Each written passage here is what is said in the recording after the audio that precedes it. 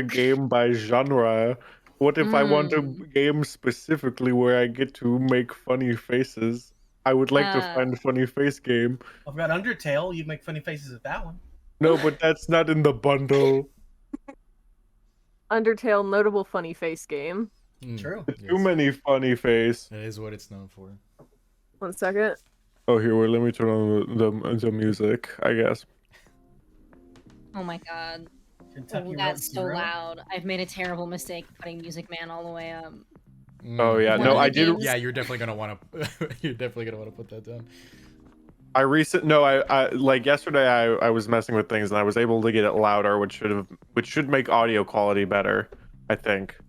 Or you might not notice anything, and that's a good example of my life. Nah, it should be fine. We just don't want the music to be so loud that like it drowns out somebody or something along those lines. But I think this is a good volume. I say as I'm adjusting Music Man. Anyhow, so Yeah, no, you can adjust it at whatever you want. I just want it to be clearer. yeah, It wasn't like skipping. fair enough. Cool.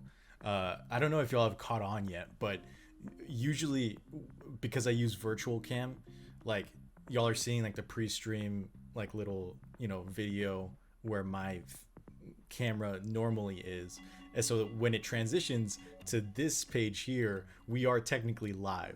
So just so y'all are aware. Yeah, okay, I know. Okay, I just want to make sure that we all caught on. I knew this. Absolutely. Cool.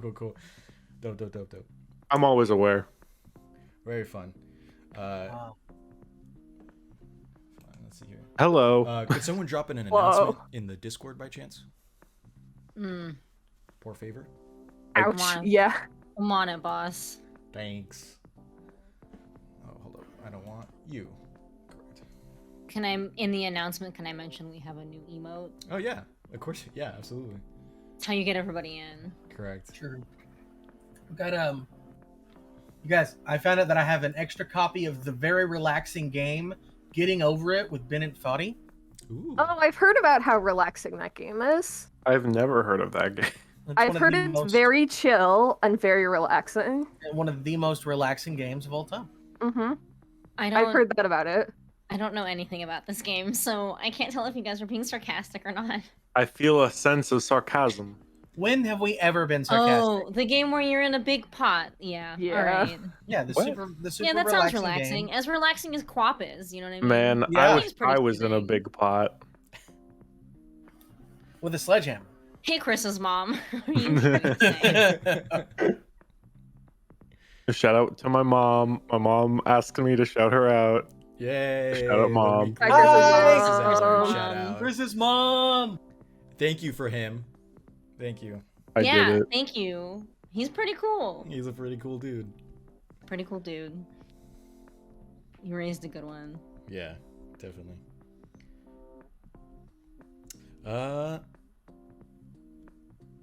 Well, I guess, I was gonna say something. I was gonna tell y'all about something, but for the life of me, I cannot remember what it was. I can tell you about New Dinosaur. Sure, yeah, go for it. I found a new dinosaur. I haven't had time to read the paper, but it's a new ankylosaur they found in China, and he's real cute. Yeah. Dinosaur. Finding new dinosaurs. Dinosaur Facts Saturday. Just found a game called Birds Love Dirt. Yeah, I want to play Birds Love Dirt. I want to play it so bad. It's like a LARP game. Like you actually get stuff together. And, Incredible. like, combine it and like, get all up in there. You can do it with blankets and stuff. That sounds fun. Can't wait for I like gravitate towards bird-related content. Something fierce, if you guys weren't already aware. Yeah, Mosh's bird time. We had a common murr the other day, and I love common murrs. They're very handsome. We had a grebe as well, and grebes make this very loud honking noise. And no matter how many times I tell myself to prepare for it, and if I'm like telling my volunteers to prepare for it, they still jump when the grebes honk because it's about 3 times as loud as you would think it would be. The bird is like this big. but his sound is very large. I like hearing about your bird days. Now I have 5 birthdays a week, so you guys are lucky that I'm holding out. What's the name of my new album? 5 birthdays a week. 5 birthdays a week. I like it. Yeah. I'm trying to think if I have anything exciting. The Beatles could never. Almonds could never. Excuse you. Do we have anything exciting? I don't know. We've had a lot of babies come in, baby squirrels and possums, because it's the season, and you know, they've just got these little faces, and young squirrels, their ears haven't fully sprouted out their heads, so they just got like a little bit going on. And they get fed with a syringe. They get formula with a syringe when they're super young, and so it's just like people have like a squirrel in one hand, a syringe in the other, and then it's just you just sit there and you let the little guy put his itty bitty little paws on the edges of the syringe, and drink from it. And to clarify, if this frightens anybody, the syringe is the part that doesn't have the needle on it. Like, we're not... I don't know. I remember it took me a long time to figure that out a while ago. I was like, what do you mean they're different parts of the thing? Very fun. Well, I think we should probably get started because this one might go long. So, hi everyone. Thank you for joining us. Welcome to TurnTables RPG. We are an experimental tabletop RPG stream where every GM plays and every player GMs. We take turns every couple of weeks telling a brand new mystery that helps add on to a continuous narrative. And this is our season 2 of Monster of the Week. And it's a lot of fun. You don't need to know anything from season 1 to know what we're doing here in season 2. It's a brand new place, brand new characters, brand new story, and it's a lot of fun. And let's see here. Oh yeah, if you do want to check out our first season or any of our other content, Mars, where can they go to check that out? Boy, I wish I knew. Just kidding. I do know. I looked Mars at has chosen violence today. yes. Boy, Play back the VOD where I go. Eyes wide. YouTube.com. A lot of our VODs are on YouTube. Monster Week Season 1, Uncharted Worlds, or Return to ROE, which is our Uncharted Worlds campaign from our summer programming that kind of didn't take place during the summer. And all of our Tiny Tables one-page RPG content. And I had some weird inflection to that sentence. Follow us on social media as well, at TurnTables RPG, Twitter, Instagram. I always want to say Tumblr, but not Tumblr. Twitch. any day now, Yeah, we're gonna one of get these into the days, Tumblr space. Yeah. Discord. We have a Discord server. You should join that. Yes. We sure do. I It's send fun in pictures of my there. dogs sometimes. No, you know what would be really funny is if we have like a Tumblr link in chat and it just sends you to to our Discord. I don't know, Where does it send? some I funnier think- site. You know what would be very original is if we had that link and it sent people to a YouTube video of a song that was very popular a couple decades ago, Would that be everybody good. finds very, very recognizable. Mhm. I think that would be very. I think that would be a very funny. All prank Star to by play. Smash Mouth. Exactly. You are That was so exactly the song Yeah, I was very thinking funny. of. If we're gonna jump back 20 years ago, yeah, that would have been. Yep, that would have been the song. Yep. Yeah, so with it being season 2, there are some things that we have changed regarding the logistical aspects of the stream. First, we are reining our sessions to be around 3 to 3.5 hours instead of the kind of usual 4 to 4.5 that we had last season. Of course, tonight might go a little bit long from what we want just because we're trying to wrap up the current mystery. But we will also be taking a break after every mystery. We took one after Dustin's mystery, and we'll take one after Saul's mystery wraps up to give us a bit of a break and the audience time to catch up. So if you can't hang with us late tonight, you'll always be able to catch it on YouTube. I just looked it up. Never Gonna Give You Up is 35 years old. Wow. 35? 35. Wait. 35. No, I'm sorry. 45? That's not possible. No. If it was the 80s. It's got to be 35. Yeah, it's it's- 1987. Yeah, 35. When Yeah, it was- can't be more than- 1987? Yeah. Yeah. That's 35. Yeah. Yeah. Cool. But it's like Crisis. All right. Fun. That tracks. Let's see here. So, As our 80s baby. that's me. I was just barely an 80s baby by a couple of months. I'm Now I know how old. old it is. I think I've told that. Yeah. Yeah. I'm the No. grandpa of the group. No, I never knew. Just Okay. assumed you were 15. I'm done I- talking. 15. Okay, yeah, just continue, Betsy, please. Okay. So along with those updates, I was trying to think of a way of somehow transitioning from what we were just talking about into this, but I can't. So we have new character art for season 2, which you can see on the screen right now. This is once again drawn by the incredible Patrick Costa. You can find on Instagram and Twitter at PCInc_. That's the important part. We're also working towards expanding our channel point prizes and our emotes, which here, right now, today, you're seeing the debut of our newest emote, dog. Dog. Dog.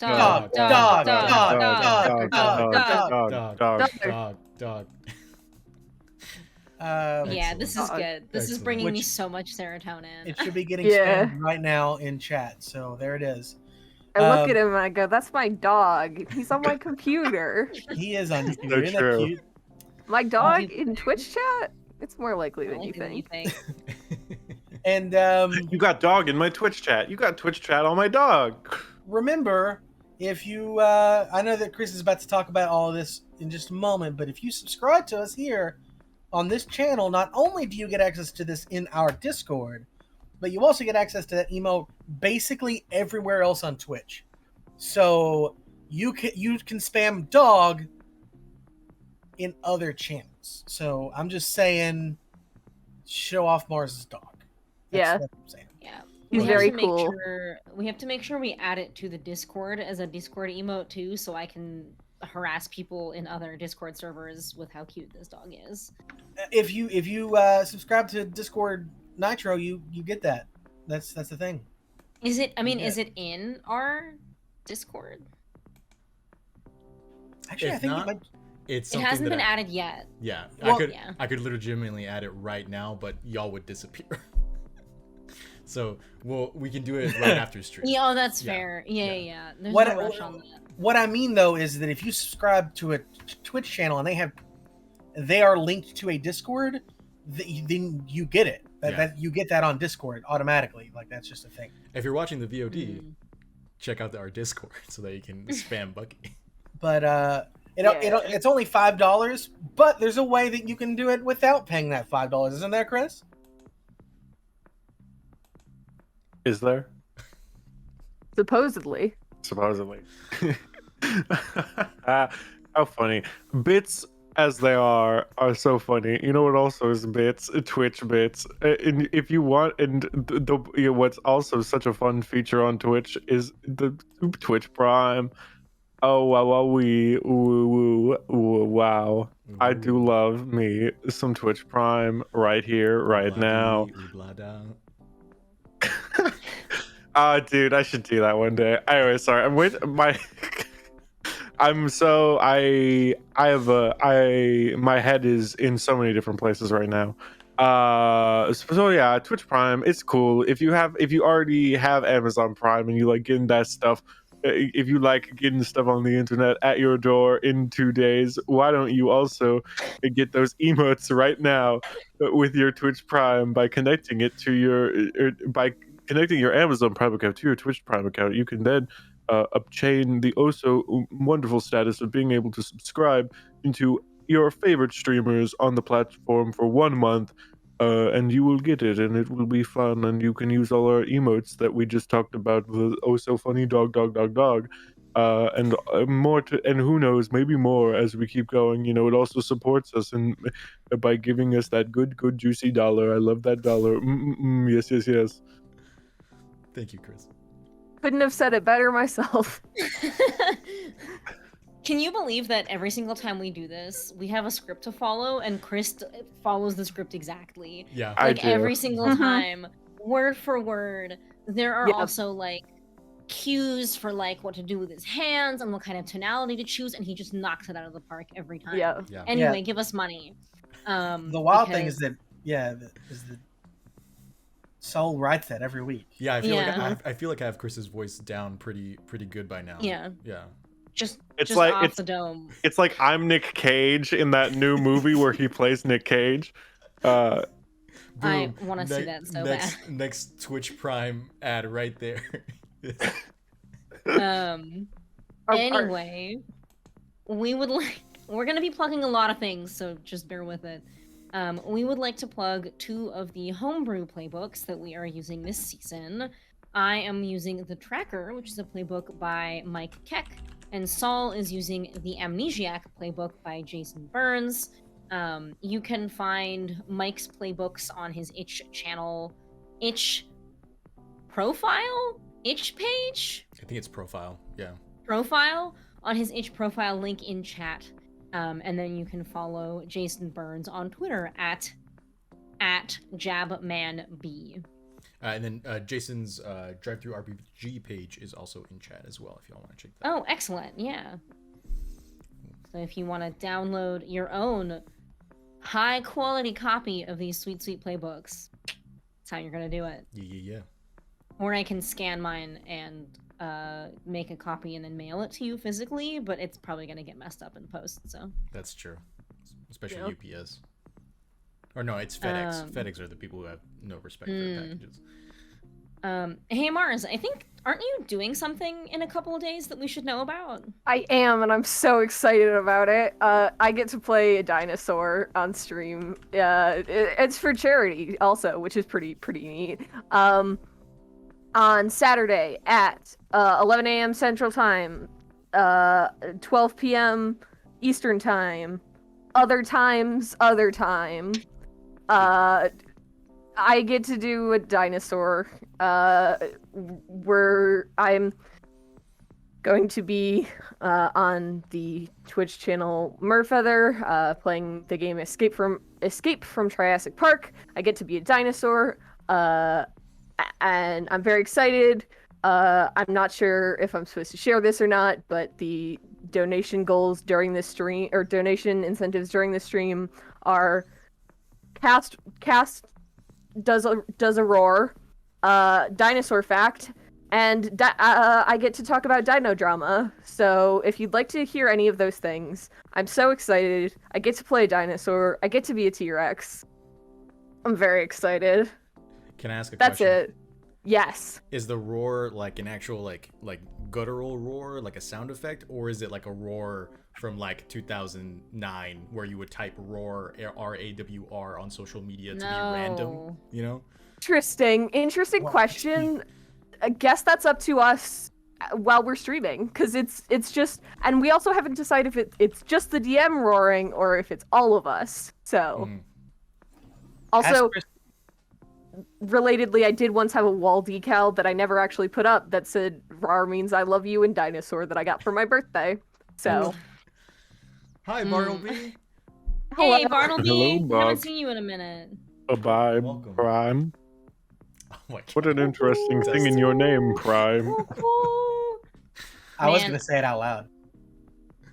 No, Dustin. Oh no. Why wouldn't you do this to me? It's making me hot because it's like the cringe is hurting me physically. I don't like that one. I think I preferred him going pounces on you, RXD. dinosaur fact, they're cool. Speaking of cool. Transition. Speaking of cool, I would also love to plug our friends at Reflections of Chaos.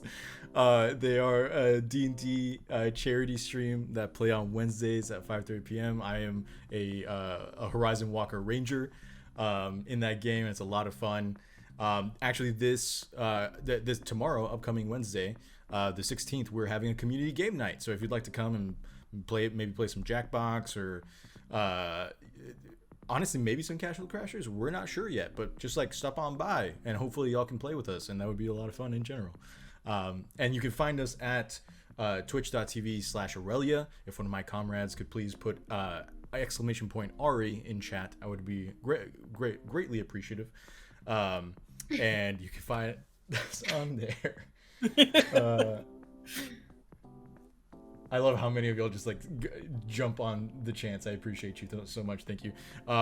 Yes, it's a lot of fun. Dustin, would you like to plug a handsome devil who also streams? So you've given me the microphone, right? So this is my turn to talk. Correct. Cool. RAR XD. Listen, they handed it to me. Listen, I pulled up the lyrics to that one song, and I was this close to singing the first part of it. So you're welcome that I didn't do that. Anyways, hi everybody. I stream too. Isn't that great? Isn't this just a great introduction to something that that I stream on Twitch as well sometimes. They put the link in chat, but also follow me on Twitter. I'm gonna be like posting some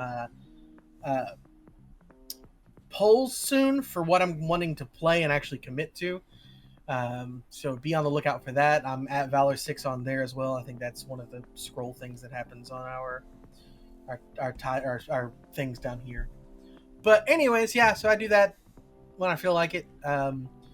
I will actually be possibly upgrading my internet soon, ?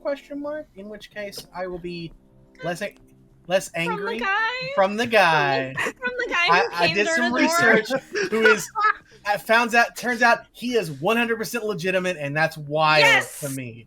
Let's go. I was rooting for him. Yeah, like Did you tell that story on stream? I can't remember. no, I did not. I just told you guys in private. But there was sorry. a man. There's a man who showed up at my door with a poster with his face on it, advertising for a new internet in my area that is hopefully much better than the one I have. But A steal. it's kind of he did not have a trench coat. I should tell him that he should get one for next time. Oh yeah, it was. It would make him much less American suspicious. Dream. It'll Instead, make him much again- more approachable. yeah. Instead, again, he only had posters with his face on it. It worked. I It worked. mean, no, what worked was me then Googling it and finding out that the business he works for is actually a legitimate business that's been working with the government for a little while. Okay. That's what actually worked, and finding out that he's not like the CEO or anything, he's just like the local guy around here, which makes it even weirder that his face was on the poster that he handed me. But it's whatever. Anyways, I may be upgrading my internet soon, in which case I can stop being angry when my internet causes me to screw up my stream stuff, and I can actually get more than 4 to 6 megabytes per second. Nice. So that would be nice. Anyways, yeah. So that's the thing. And remember, asterisk pounces on you. Asterisk No. XXD nuzzles. Ooh. Chris, please.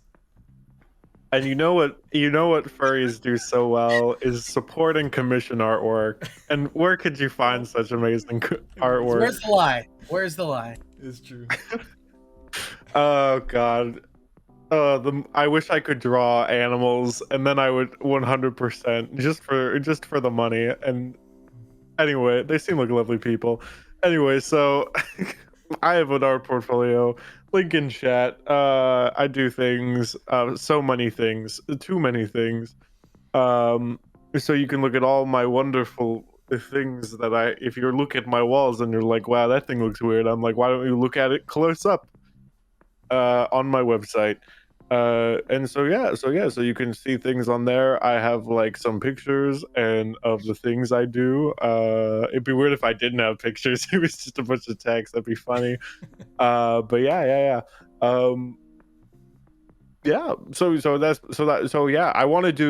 I need to do a commission thing. I need to make one of those funny little posts that's like, give me $1 and I will give you a face, and then if you give me $2, I'll give you face with body, and then that sort of thing. But I have no idea how to price those things. So that's my thing. Mars. Pivoting to other things, I do things sometimes. Rarely, but I do them sometimes. I did a game once Once Upon a Time. It's on itch. It's about being a arthropod, or no, it's about being a invertebrate piloting around the exoskeleton of an arthropod, because I'm a big old nerd, I guess, and was like, let's make a mech insect game. It's on itch.io. It's pretty good, probably. Still haven't played it. But it's got some reviews that say 5 stars, so take it from people who have played it that aren't me. Hell yeah. The end. That's the pitch. That's my pitch. Please play my weird bug game, and then tell me how it is. Weird bug game. Weird bug game. Speaking of games, we are going to plug 2 different itch bundles. One of them is the bundle for Ukraine. It has currently raised $5.5 million, which is a lot of money, that are going towards International Medical Corps and Voices of Children, both in support of Ukraine in this current time. The bundle is a minimum of $10. You get 998 items. It includes video games, tabletop games, books, game assets, comics, soundtracks, and it is just a cool bundle with games like Celeste and Super Hot and Baba Is You. And then I scrolled through the books and there were some really gay ones. Just saying, you should get this bundle. Yeah. Speaking of bundles with a good cause. Yeah. Speaking of bundles with gay games, trans rights there's games in there that are made by real life trans people, and it supports trans people. I'm one of the trans people who has game in there. It's $5 for a whole bunch of them. There's I made a list of games, but it's in my that I should plug that are in there, but then it's in my sketchbook and I don't know where my sketchbook is. So I have a game in there. I know Thirsty Sword Lesbians is in there. I know Connie Chong, the GM of Transplanar RPG, has a game in there called Halo and Horns that's really good. Yeah, but those are the Wonder Home is in there. Hell yeah. As also for trans rights. And I think it's raised, last time I checked it was like at $280,000, but I think it's gotten over it's $288,000, which is a lot of dollars. It starts for $5 and 493 items. It's pretty cool. The end. Excellent. Thank you both. Here at the end of the announcements, we quickly want to plug a brand new Tiltify campaign that we're going to be starting next week. If some of y'all may remember, the OGs will remember, last March we did a month-long campaign with the St. Jude Children's Research Hospital. And this year we're going to be extending it a little bit forward and starting off this multi-organizational campaign with the Trevor Project. If y'all are not aware of who the Trevor Project is, they are the largest suicide prevention and crisis intervention organization who serve lesbian, gay, bisexual, transgender, queer, and questioning youth. And so please join us starting next week in donating and protecting all our LGBTQ youth, because it's very important right now. Always, but especially right now. So thank you all so much. Does anybody else have anything to add? Hey, I think we did pretty good time. on the announcements, considering how much we added on to them. So I appreciate all of you. Thank you for helping me with those. I have one more thing to announce before. Before I pass you the microphone. No, it's not the thing. Okay. It's the thing that I normally do at the end of the announcements. Okay. All right. Which is, love you guys. Yeah, you say love you guys, but your face says other things. I mean, yes, sometimes that's where voices come from. Not things that don't mean I love you. I'm not gonna go in. I don't want to say it. What do you mean? I'm not gonna say it out loud. Can you please tell me? I will type it out in AOL's Instant Messenger, and I'll send it to you. Okay. Okay. Sounds Oh good. my All right. God. Cool. Sounds good. My name on AOL Instant Messenger is X3. No. It's not worth it, Dustin. Okay. Yes, it is. Are you kidding me? Well, again, thank you all for joining us tonight and for sitting through the announcements. We really appreciate it. We're going to go ahead and jump right in. So thank you again for joining us for tonight's episode of Turntables RPG Plays Monster of the Week. Ooga booga.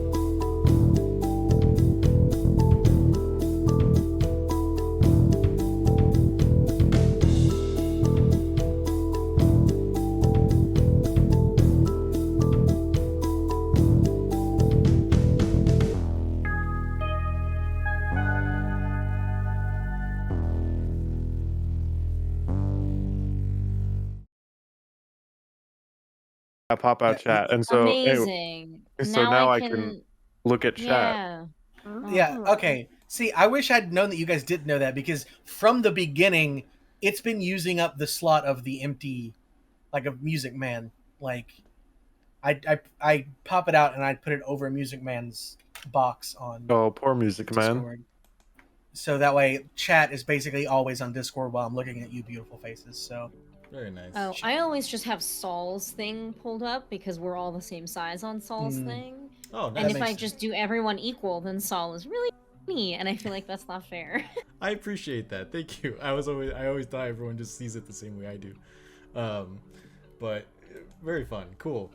So real fast before we launch into setting the scene, I wanted to ask if everyone could go through and just remind me where they are experience wise. Like, blank out of 6. I will go first. I actually hit 6 out of 6 last session. I leveled up, and I took +1 sharp for a max +3. I am now at my max +3 sharp. Very nice. And for the next level up, we're going up to 7, I believe. Yep. Yep. Dope. I'm at 5 out of 6. Ooh, very close. Dustin? Yep. I am also 5 out of 6. I thought that I was at 5 out of 6 last time, but I'm actually at 4 out of 6. All right. So Okay. Very cool. Chris, if you could give me something little, the tastes that we're looking for are edgy, suspenseful, and a little You asking for eerie. music? Yes. Is that what we're... quick, get Shadow's theme song. Perfect. Thank you. Okay. So, recap. I really should type these out. But essentially, we've been following 3 separate storylines. One of Philip, one of Fig, and one of Cole and Ren. Cole and Ren were on their way to Whitebridge to visit Arthur in the hospital when they were pulled over after talking their way around the officer. And when the officer sped off, they found a heavily injured man escaping out of the forest and took them to the Whitebridge Hospital. There, they discovered that the man's name was Walt Spelling, and that Arthur's condition had not changed. At the end of their encounter at the hospital, they had a small little conversation with Sheriff Lester, who had pulled them over earlier, and they found out that in the county, Zorba County, there have been multiple cases of animals becoming extraordinarily violent towards one another. Some of them out in the wild, but a lot of them also domesticated pets. Some of them even attacking humans.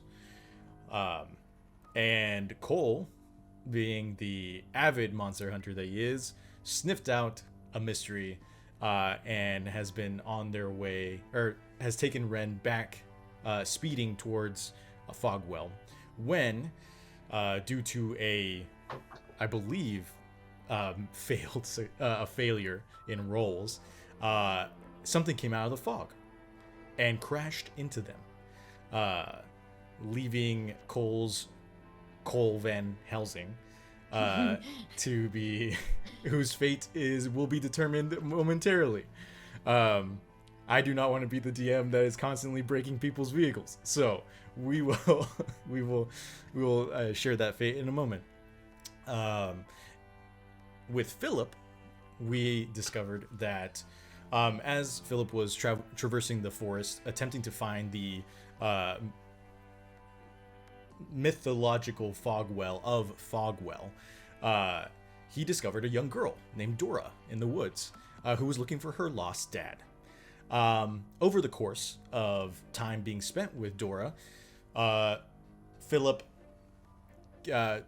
played rocks with her, throwing rocks specifically, killed a bird, brought back said bird from death with his necromantic powers, all of which Dora was just like all in for, super excited about, only to have her mimic his necromantic powers by bringing to life a drawing of the dead pigeon, or it wasn't a pigeon, it was a crow. It was a crow. Yeah, it was a crow. Alive from the ground. Philip, being taken aback by the magical nature of the young girl, begins kind of like asking questions,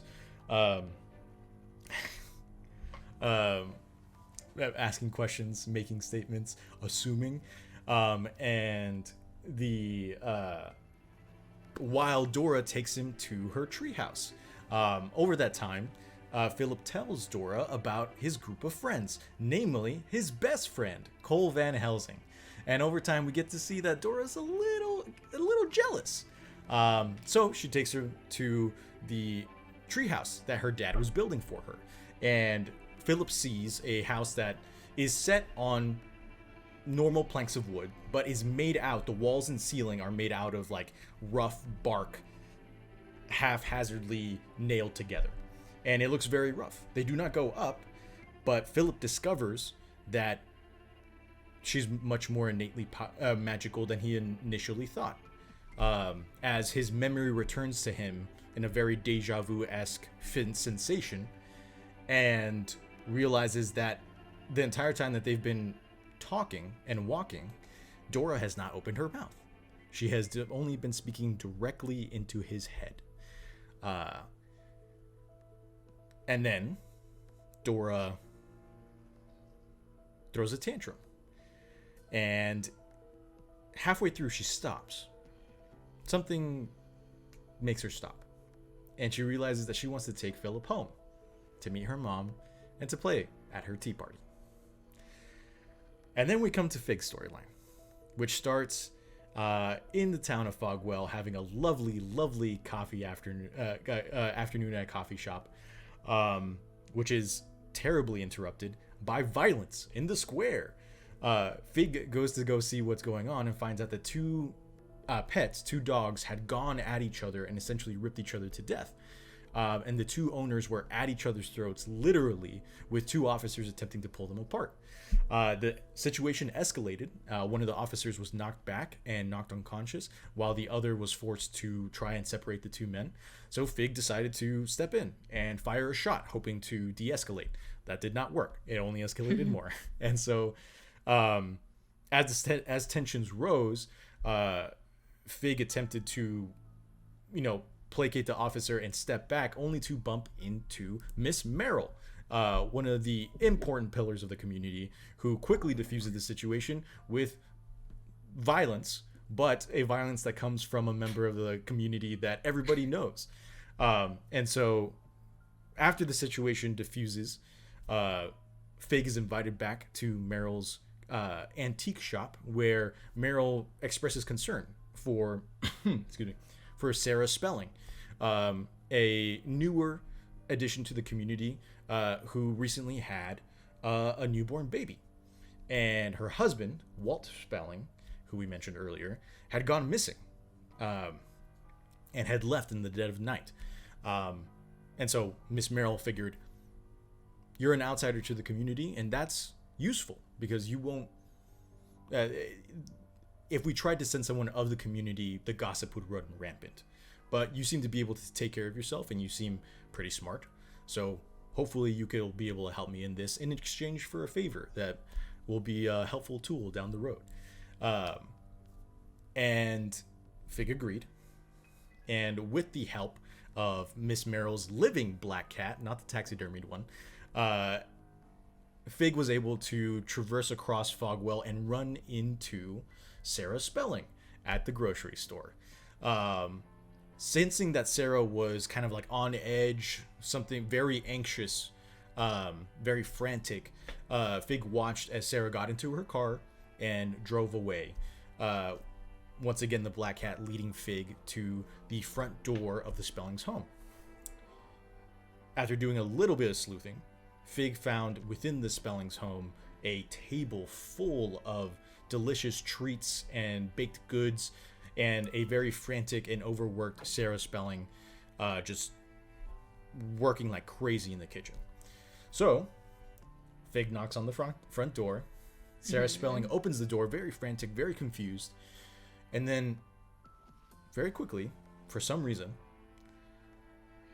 her visage glazes over, and she invites Fig inside for the tea party. So, with all those threads hopefully now beginning to converge, we're going to start with Ren and Cole. Yep. So Cole... I'm one of those. Correct. Cole, you managed to hit the brakes fast enough to where, like, this wasn't just like a straight-on collision, okay? You... Actually, quick question. Out of you and Ren, who has the highest tough? Ren has 1. You also have 1? Okay, so then both of you are kind of like coming to around the same time. Cole, it comes as a relief to you. The window's not shattered. Any lights on your display are still up. And the only thing that seems to be overtly shaken are the two of you and any loose objects that you may have had in the back of the van. The fog is still pretty dense in front of you, so you can't really see the front of your vehicle. It's like hovering over the glass. Is there anything that you and Ren want to do in the moment, now that you're coming to? Cole will check on Ren first thing. Okay. Because I think that's like the important thing to him. Ren is going to check to see if there's I remembered I got a new move last time I leveled up, and so I think Ren's gonna use that. Which sounds really bad, because Cole's like, hey Ren, how are you? And Ren's like, are there magic in this area? But it's fine. Ren's gonna use the move Spirit Touched, which is from a playbook that's not The Chosen, that I don't remember which one it's from, where your experiences have made you sensitive to the supernatural. When you sense magical things, roll plus weird. On a 10+, you can sense them fully. On a 7 to 9, choose either sense them fully, but they notice you too, or sense only impressions. So Ren is going to be like, we just crashed. I guess I'm gonna, like, do a little mind projection. Okay. I think not even, like, consciously necessarily, but it's sort of like when you like, hone your senses in to something, and like sort of in doing this, they have this magical sense that also kind of goes off. Sure. Yeah, that makes sense. Go ahead and roll. First roll of the night. That's an 8. Okay. I rolled a 6 plus 2. Nice. Excellent. So what was the mixed success option? Choose to either sense them fully, but they notice you too, or you sense only impressions. I think I'm gonna go with, well, I'm gonna go with they notice us too. Okay. Excellent. You, again, like, in that moment of lucidity after getting like knocked around like that, you know, the blood is pumping a lot. You're alert in a lot of different ways. That extra sense like reaches out, right? And you feel something 3 feet away from you, pretty much in front of the van. And you watch as a giant hand the size of the windshield plants itself, wipes away the fog, and the two of you see, standing right like over the hood, staring into the glass, a large deer skull. Just kind of like, it's like sharp white angles, and like in the light of the oncoming night and your headlights, it's just like, it is a like vast contrasted deer skull head, just like staring in. You can kind of see the bottoms of a very large antlers, and you can see that like there's no breath on the windshield, but it's just very hollow, and they're not making any moves. Cole, you can see that the one hand did wipe away the fog. The other hand is holding on to the metal above the headlights, and the metal is scrunched up. It's like the only part of the vehicle. The only part of the vehicle, man, this NPC that I've spent so much time trying to develop and tease to is being alluded to as a furry. Okay, and so you see that the headlight, that the metal above the headlights is like twisted upwards as though he had caught the car, and you can see that like right now the only damage to your car is that it looks like the car has angry eyebrows now because the metal has been so twisted up on top of the headlights. But it's gripping our car or the van right now. With one, or yeah, you can see that it was gripping with both. It has now moved one hand up to wipe the windshield, and it's just staring at the two of you. So its face is a big old deer skull. What are its hands? Like, are they skeletal hands? Are they big? I'm glad you asked. So cloven hooves. As you can kind of see like a little bit through the fog, the hands are just like they're large 5-fingered hands.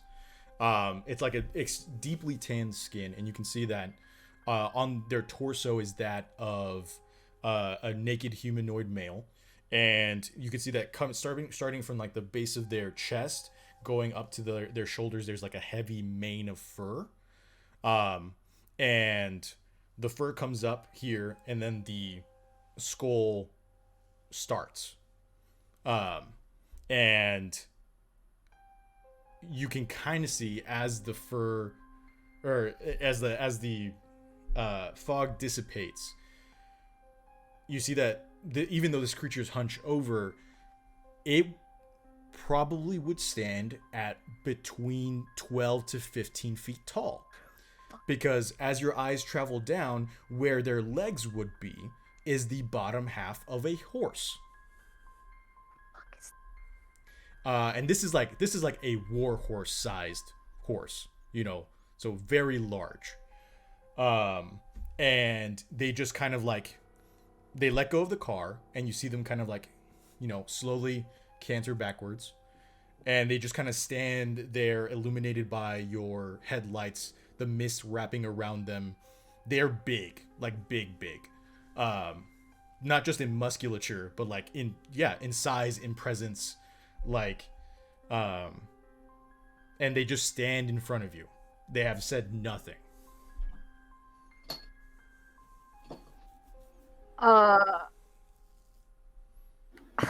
Fuck.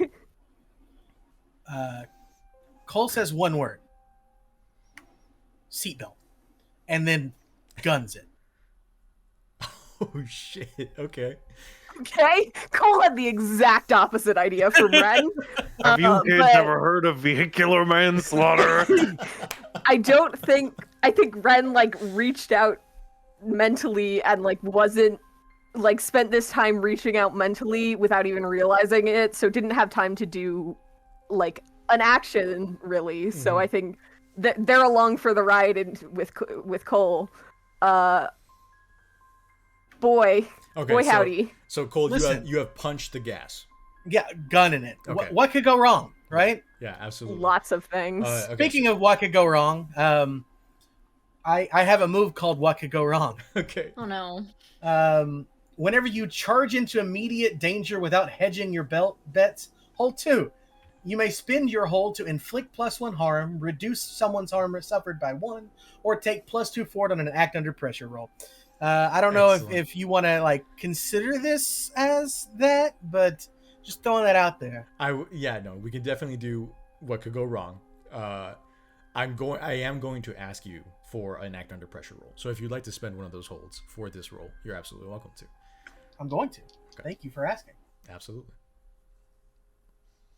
All right.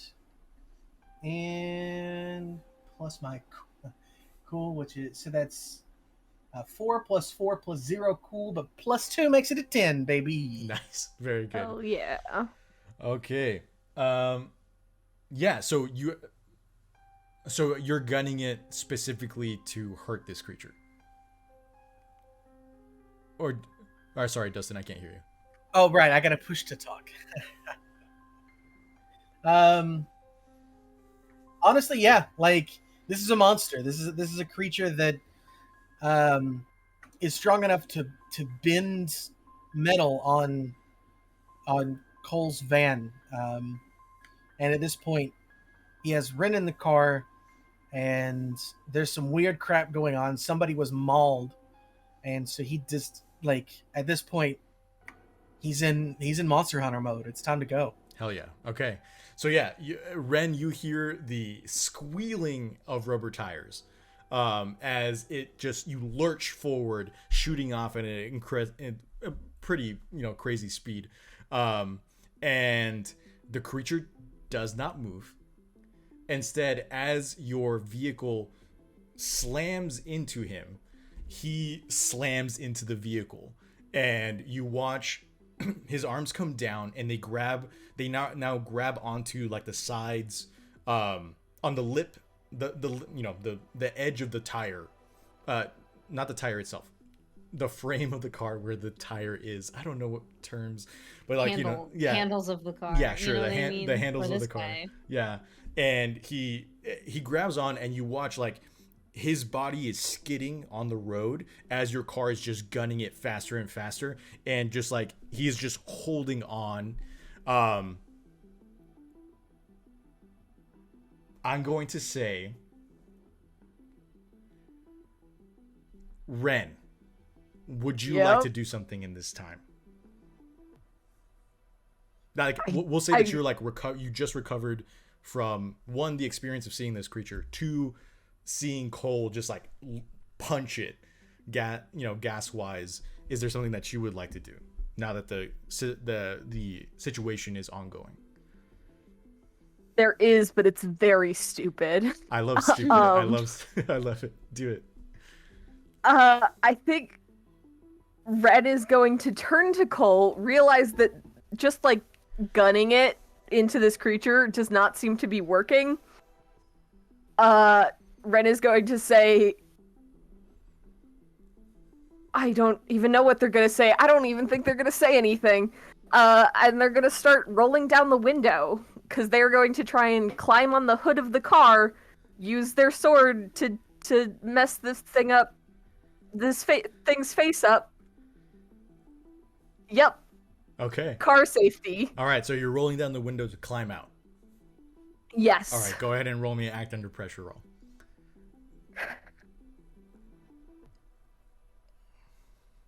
That was a 7.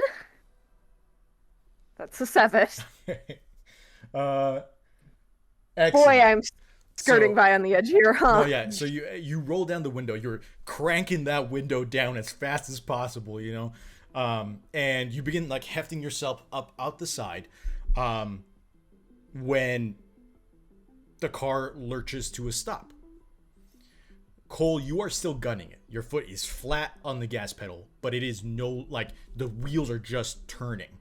And you look up and you both see that the creature, like their shoulders tense, and you begin to feel the car shift.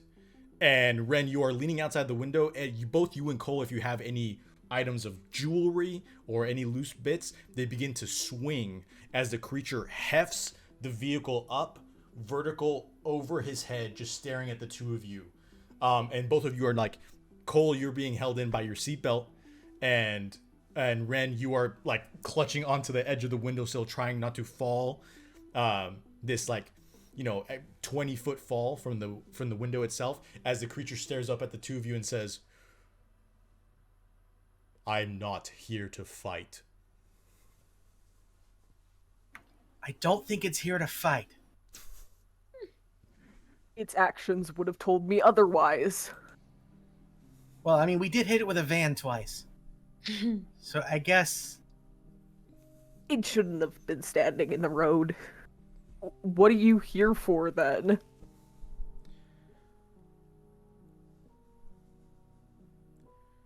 I'm here to help. Help what? If I put you down, will you stop your attack? As long as you don't attack us, yeah, sure.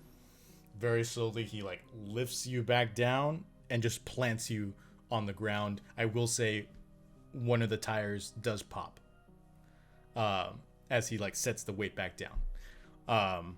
And he looks at the two of you, and he kind of like turns a little bit to the side, and you see on the back where, a saddle would sit, there is a man slung over in a hospital gown.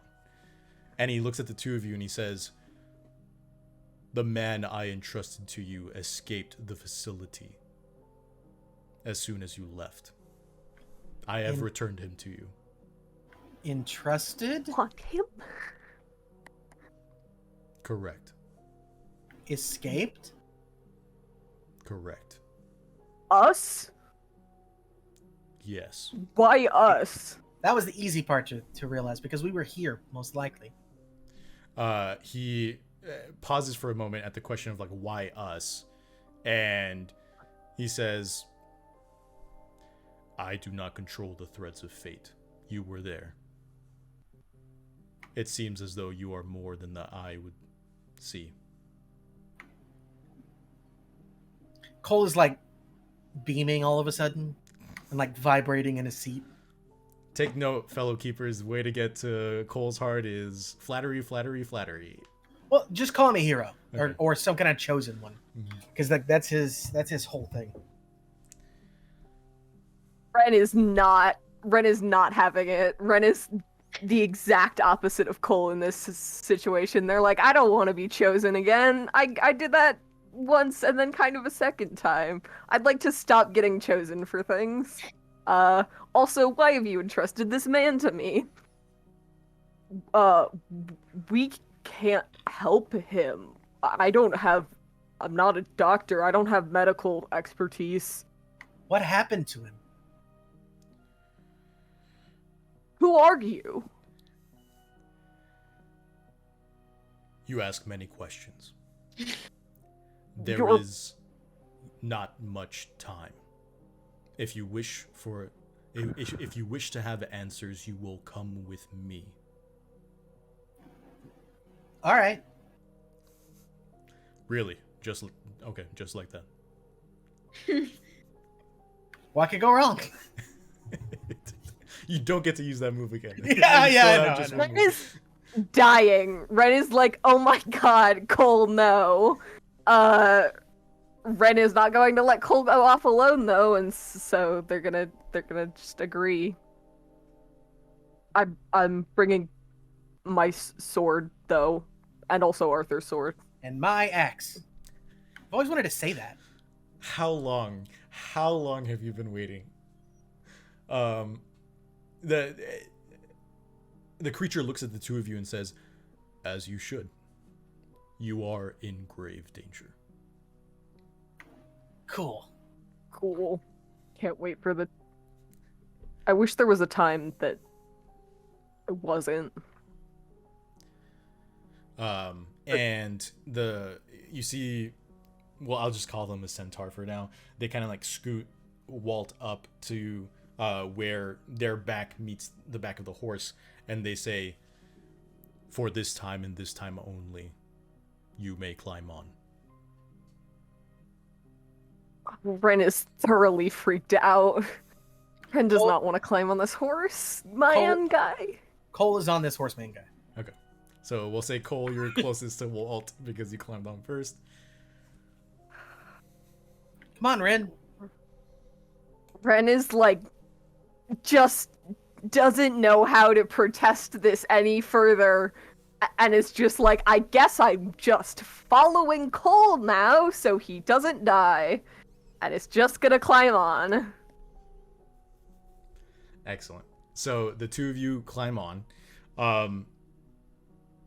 You feel oddly solid on the back of this centaur. It doesn't seem like you'll fall off. It's a very wide seat, and he begins to move, and it's like, if you've ever ridden bareback on a horse, it is very weird to feel like the muscles moving underneath you and stuff like that. This is pretty much it right here. It's just kind of like these enormous muscles just kind of like shifting and moving as they turn and begin to, in a very light, gallop, just jump into the woods. Like 2 leaps and it's there. You've broken through the tree line. And you watch, like, this is a big creature in and of itself. As it's moving through the forest, it is just like, it's smooth. It's almost as if you feel like your eyes are playing tricks on you, because it seems as though the wood is shifting in the direction that they want to go, clearing the path.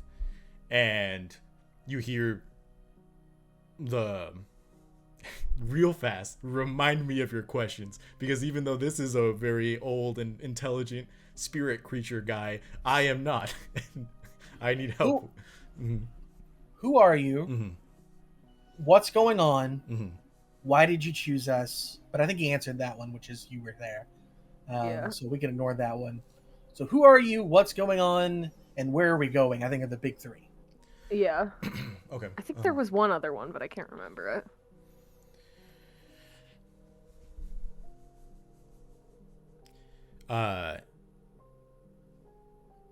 As the, like, barely a minute into the forest, the creature kind of takes a pause and says, I've gone by many names. Since I came to this land, I have discarded many of them.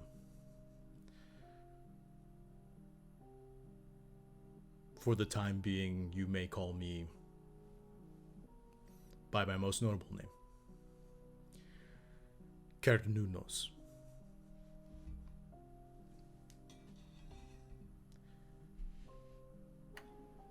Sounds good. I'm Ren. I'm Cole.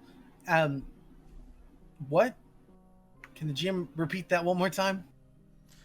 Kernunos. Okay, thank you. Can the GM spell it? Yes, CERNUNNOS. Oh god.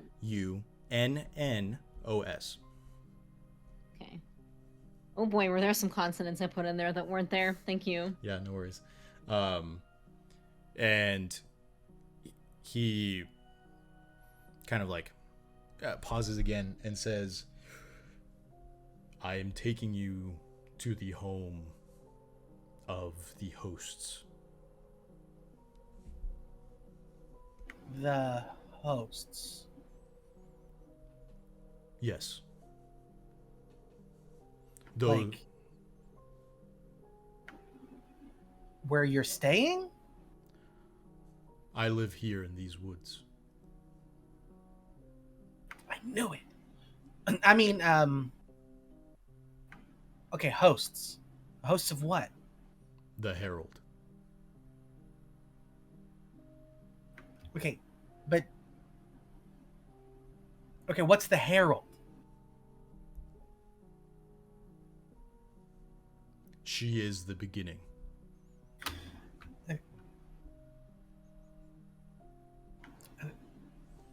The beginning of.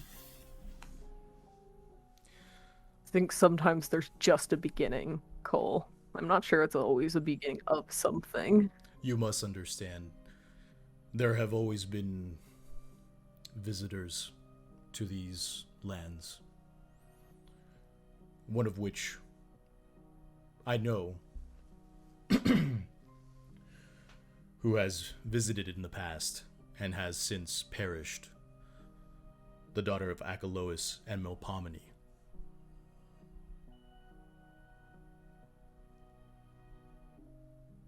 She was a siren. Oh. Oh.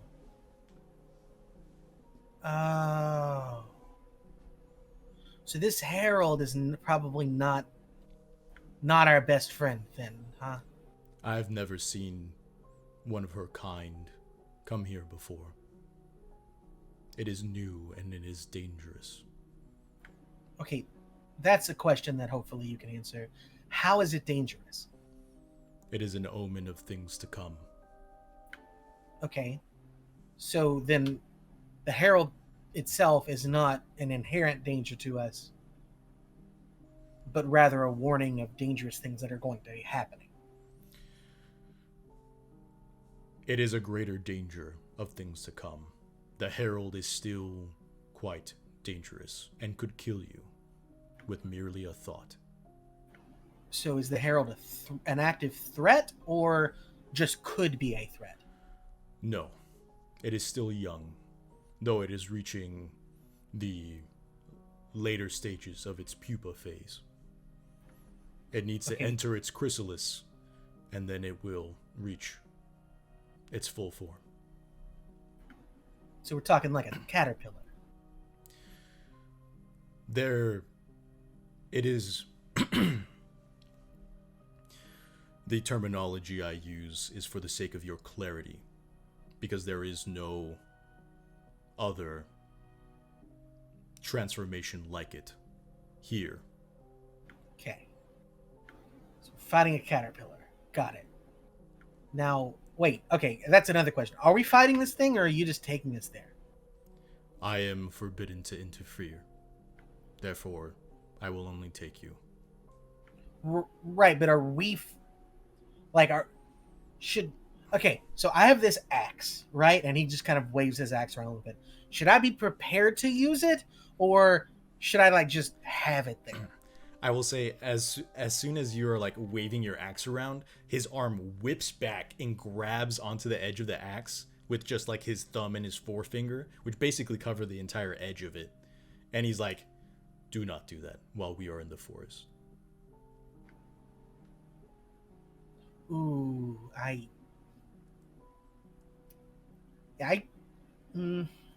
train.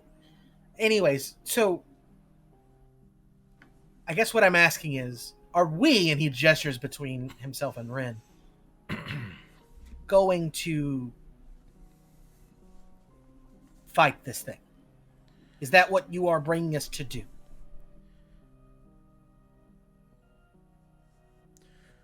When I was worshipped in the empires of Gaul, I saw many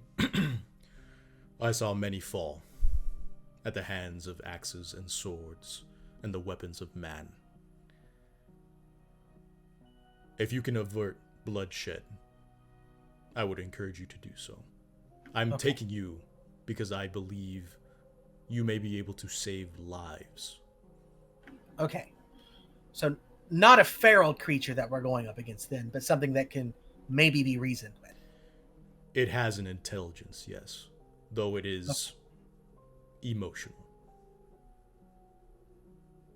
It is a creature that feeds on love and affection, and if it does not receive those,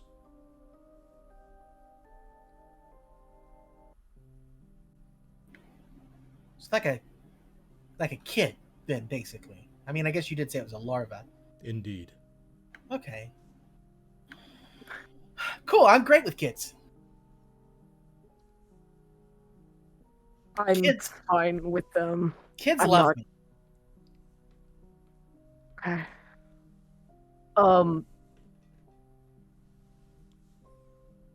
I feel like I have a lot of questions, but I don't even know where to begin with them.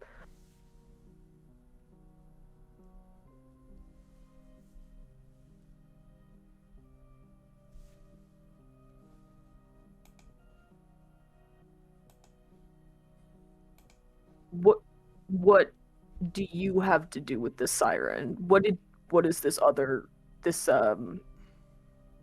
larval herald have to do with the siren?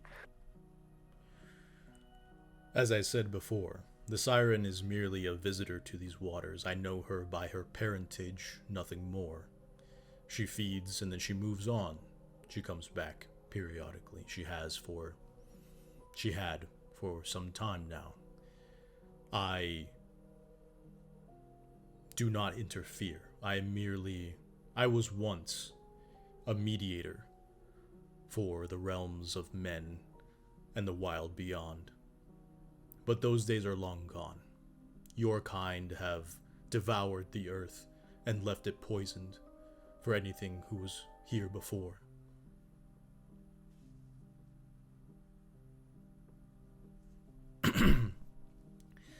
As for the Herald, as I mentioned, they are only the beginning.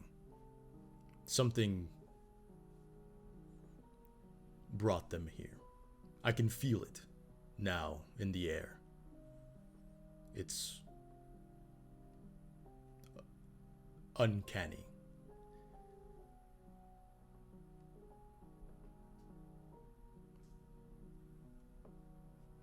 Interesting. I wonder. I seem to end up in uncanny places. I wonder if this is not a coincidence that I am here either. Yes. I sense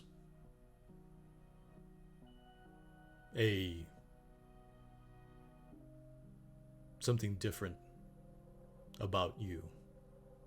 And he kind of like pauses for a moment and then he says, "You were a host once, were you not?" Correct. They were a snake. I was the host of Apophis, part of Apophis, sort of ended up kind of destroying a good portion of the city of Memphis. Mostly accidental. He pauses and he says, "Memphis, Egypt." Tennessee. Ah, It confusing. yes, It indeed. also has a big pyramid. But now It seems as though some things do not change. it seems as such. Now I'm a servant, chosen of the force of Ma'at, and I'm doing my best to balance things out. So You are Ren. correct. And he just kind of he leaves it at that statement. You are Ren.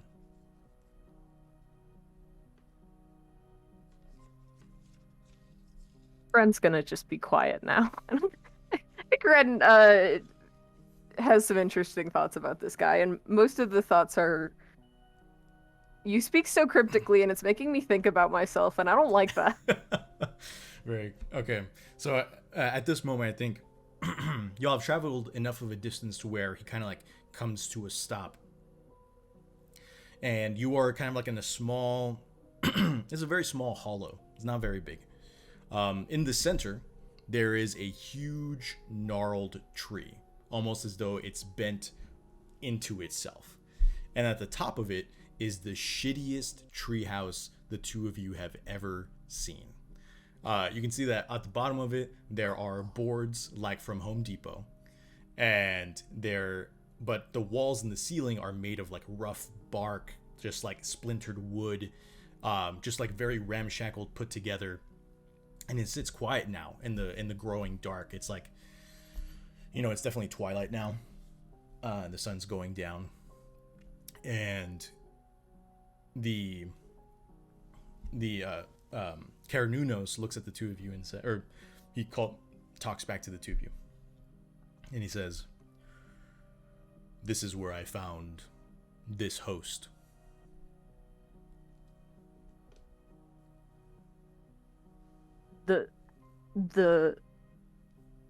Our friend here, our splinter friend, is a host. Correct. That is why I've brought him. Do you know what he is a host for? The Herald. Right. But his splinters had something to do with that, and he kind of gestures toward the treehouse. Indeed. When I found him, he was frantically putting together this hut. And he was not using your iron tools. He was using his hands. Not the most efficient way to build. Or the safest. I think he's probably learned that by now. Well, Did the Herald want this built, or was he building this for the Herald? I do not know. The spell that held him was strong. It took me several tries to pull him away.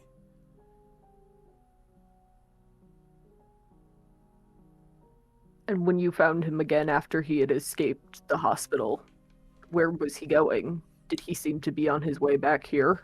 I did not ask. He seemed a danger to himself, screaming about retrieving a loved one. So, do you know anything else about where the Herald is from here? And Karuno stops, and his head kind of shifts in a direction. He doesn't move forward, but he shifts in a direction. You get the sense that maybe it's that way. Okay, well, and Cole just hops off and looks back to Rin. You ready for this? I guess so. Kiernunos, do you want us to take him with us, or the Herald, the host, I mean? I will take him through secret paths, and I will meet you there. Thank you.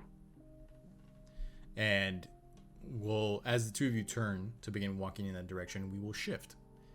And I would like to talk to... Let's do Philip. We'll do Philip. So Philip, you've been walking in the woods for... Actually, no. I'm sorry. I'm so sorry, Chris. I know you got excited. I'm going to talk to Fig. We're going to talk to Fig. I apologize. Just for the sake of lining up these dominoes correctly, we're going to talk to Fig next. So... I'm Fig. It's because he drinks Lipton, isn't it? No, it's because we have 12 minutes till the break, and Figs is the easiest where I can set up a cliffhanger easier. You already set up a cliffhanger. Correct. That's all I am, is a cliffhanger. Anyway, so Fig, you have been invited into the Spelling's abode by Sarah Spelling for a tea party. Mm-hmm.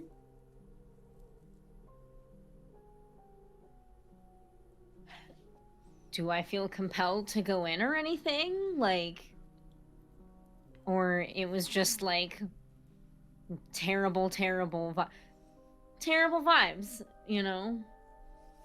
I'm not gonna force you inside. Okay. Just run away. Screw the whole mystery over. Well, Go for that swim. listen, can I read a bad situation? I think that I potentially, I'm trying to remember last session, I think I may have read a bad situation to like end up at this point. You did. But I also feel like, yes, Amanda, Saul let Jason know that he's playing the amnesiac. It's a brilliant playbook. Thank you, Jason. Yes. What was I saying? It's gone now. I believe you still have I two feel like the holds. situation has shifted. Okay. Or if I still have questions, I didn't write it down specifically. You have 2 holds left. Okay. Yeah, for read a bad situation, because you got over a 10, so you had 3. You used 1, so you have 2 left. I'm going off memory here. One of the questions I believe is, what's the biggest threat? Mm-hmm. That one, please. Okay. Sarah, you get the sense you could easily overpower Sarah's spelling if you wanted to. So she is not the threat. I think you get the sense that whatever caused this mood change in Sarah is the threat. So you cannot see the threat, but you know that it's there.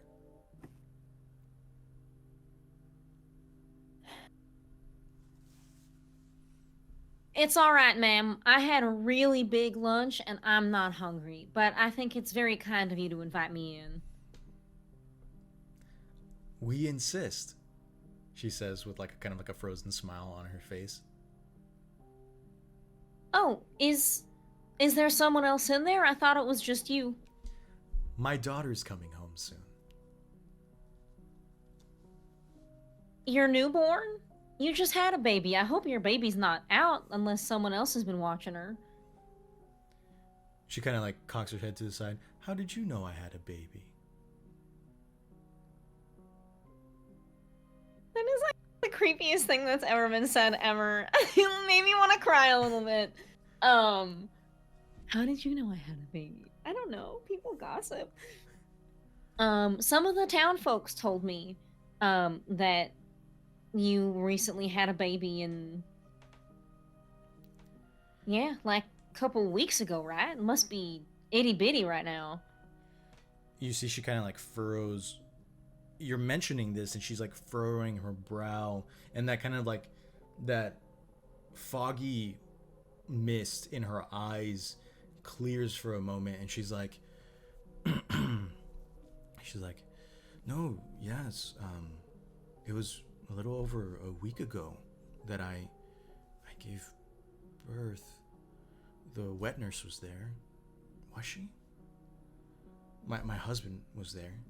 And you see that she kind of like, she gets this very confused look on her face, and she kind of like steps away, and she sits down on the couch in the living room and is just kind of like mumbling to herself. She has completely forgotten you, and the door is now kind of like beginning to kind of like close in your face.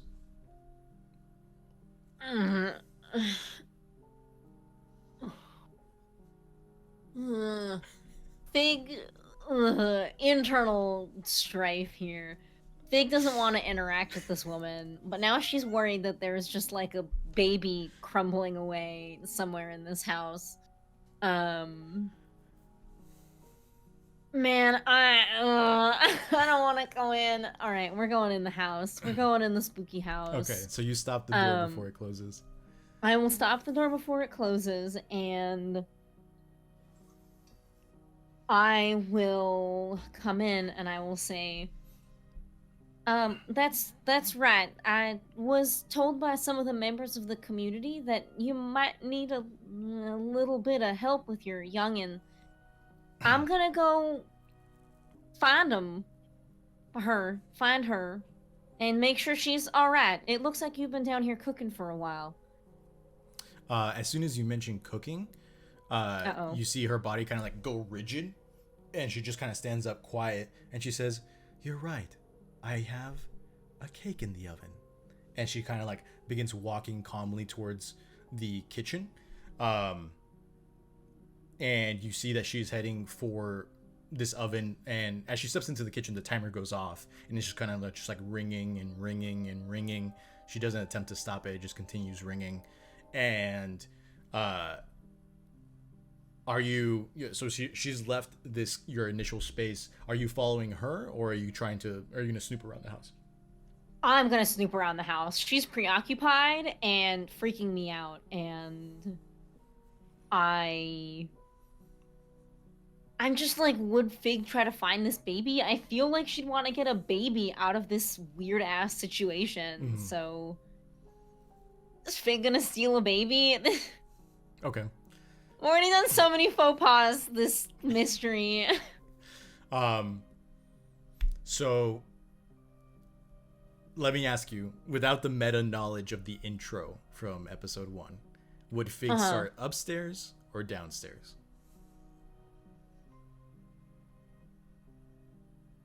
Upstairs. Okay. So you go upstairs, the wood creaks underneath your feet, and you see that there's like a closet, a bathroom, and a bedroom. Like, it's a 2-story house, but it's a relatively small house. It's like, two bedrooms, 2.5 bath. So the closet is somewhat ajar, the bathroom door is closed, and the bedroom door is closed. I will check the bedroom first. Okay. That's where it makes sense for baby to be. So you grab the knob, and it clicks, and you push the door open, and you hear the sound of plastic rattling around. As you push the door open, you see on the ground there are just several empty milk bottles that are just kind of like rolling away from the momentum of the door being opened. And you see a very unkept bed. It's somewhat dusty in the room currently, and you can see the only light in the growing advance of night that's coming is the light of a tablet on the nightstand.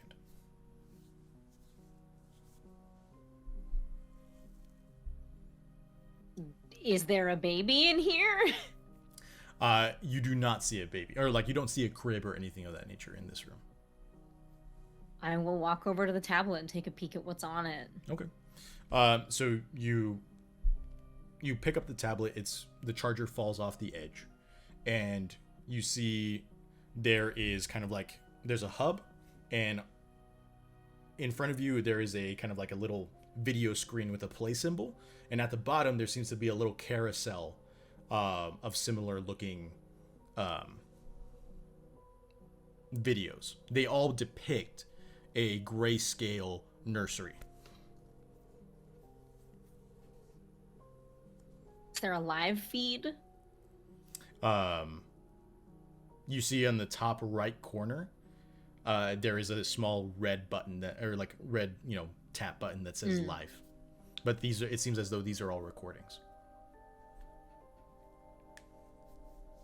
I'm gonna take this with me while I search the rest of the house. Okay. Yeah.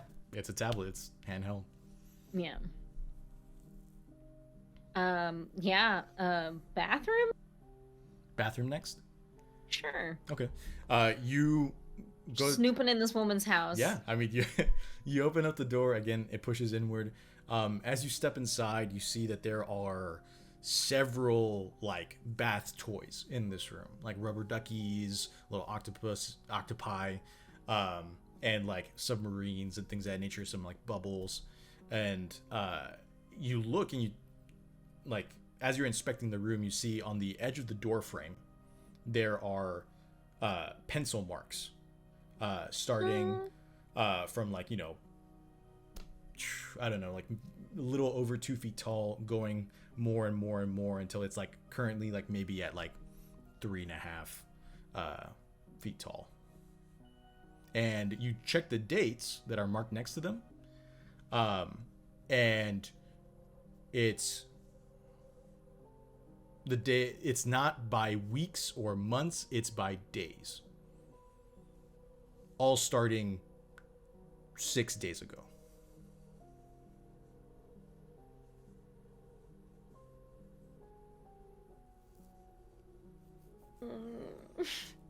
No. That's weird.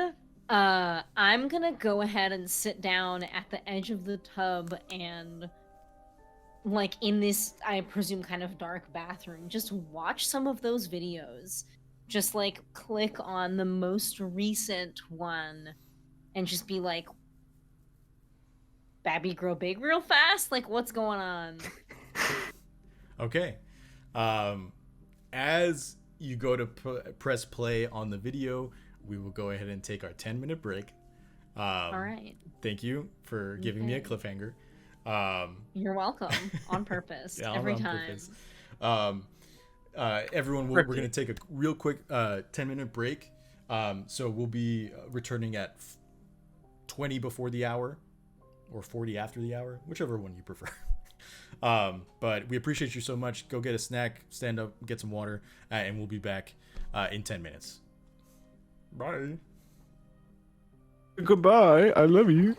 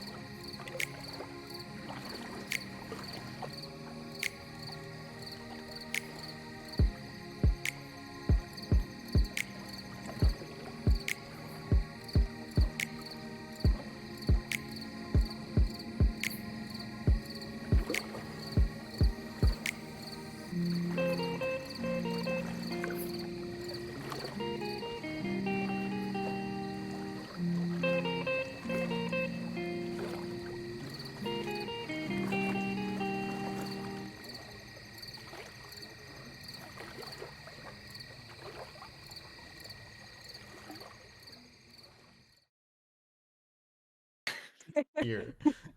Well done, Masha. It was like just you said 2 seconds, and by the time you were done saying that, I saw the screen transition. That was really funny. It's really good. I'm glad to be on time for once. Hi, everybody. Hello, Excellent. everybody. Hello. Welcome back. Everyone. Welcome back. Let's see here. Does anybody have any notable snacks? Trevor will be bringing me mine in like a minute and a half, so Excellent. someone else wants to go Hell yeah. first. I'll give you 3 guesses what I'm eating. That good jerky? The fun jerky. My brain just was gonna guess Cheez-Its, and I don't know. I mean, Why? I have eaten Cheez-Its before too. That was just like my brain was immediately like, yeah, you're eating Cheez-Its probably. I wish I had Cheez-Its. I have granola balls. They're not particularly good. Are those But from I Costco? My mom has those. yeah, my mom bought them. She keeps buying them, and I keep eating them because I love those weird little granola balls. But they make my jaw start clicking. Because that's I love having a functioning body, but they're really good. So You I gotta keep hold them in eating your them. mouth and like let your saliva soften them so that they're not gonna hurt your jaw when you chew them. Trust me, it's fine. That sounds like a delicious way to eat food. Bartleby says they had mediocre sliced apples with lime juice. So, Sounds Oh, good. Mediocre. like were they sliced mediocre, Mediocre. or did Yeah, they were taste the apples mediocre? mediocre? Like, Was the lime juice mediocre? Mm. I've had mediocre lime juice. All the stuff that's from a bottle sucks. Also, yes. all right. Yes to what? So it seems like the vibe was mediocre in general. Oh, got it. Got it. Same. Chris, what do you have? I took a bunch of Tostito rounds and melted cheese on them. Nice. Hell yeah. A plus snack. I tried to tell Bucky he's famous on Twitch now, but he didn't understand. Hey, Chris, what are you drinking? And also, Mm-mm. No, no. I'm so glad you asked. My favorite drink, Lipton mixed berry diet green tea. We here at Turntables RPG love Lipton. We are not sponsored by Lipton. Oh, but if Amazing. we were, I have very important news in the form of a text I have just received from one of my friends at school. Build-A-Bear sells slap bracelets that are just a frog hugging your wrist. That's Incredible. awesome. Man, they're Yeah. doing some good That stuff over felt there. Can Worthy you- of interrupting a stream for. Yeah, Was no, that definitely. $7? It was $7. It is That's not online bad for that, exclusive. honestly.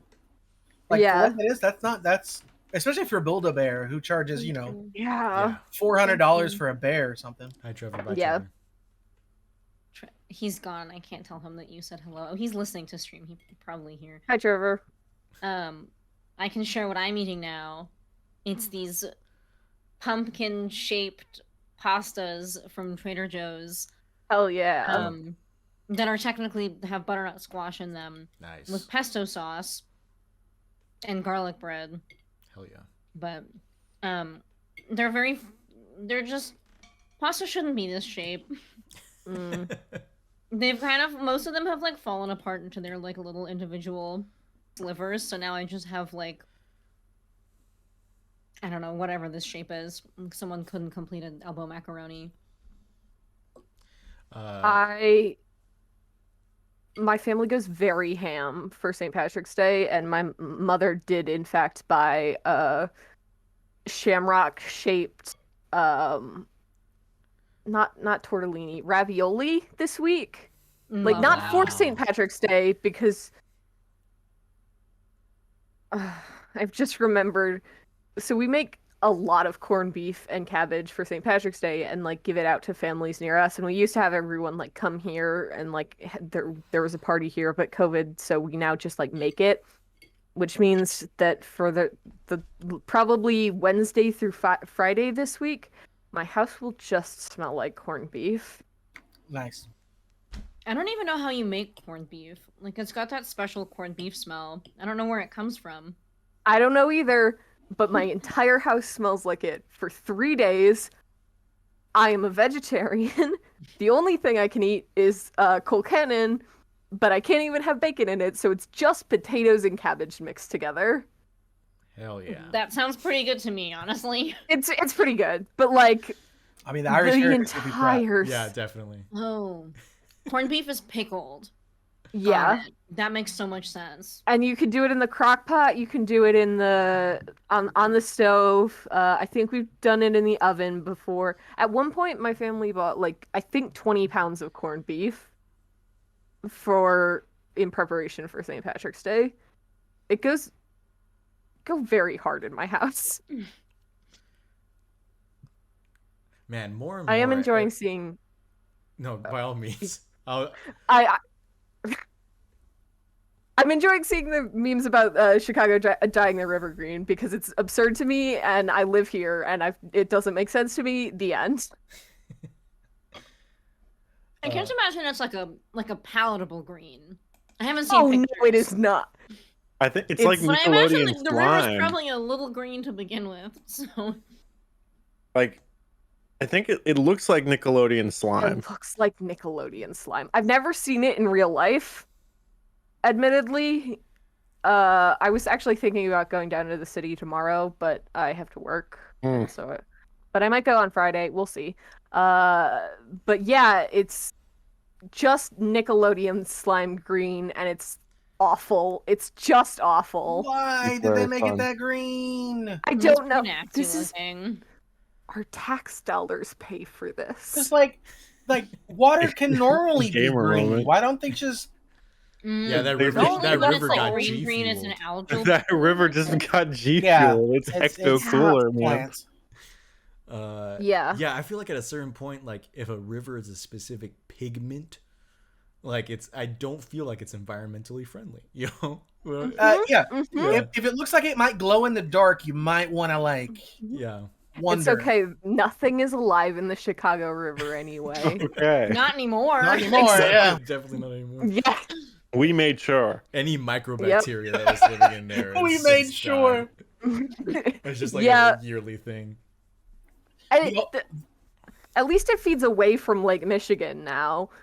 Fun fact, they did reverse the flow of the Chicago River in the 1800s, 1700s, because they would dump all the shit into the Chicago River, and Chicago used to be a big meat packing place, so it was meat. It was meat byproducts. It was all the like dead rats and stuff that would come from the meat.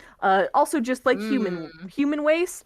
And that went all right into Lake Michigan. And people kept getting sick.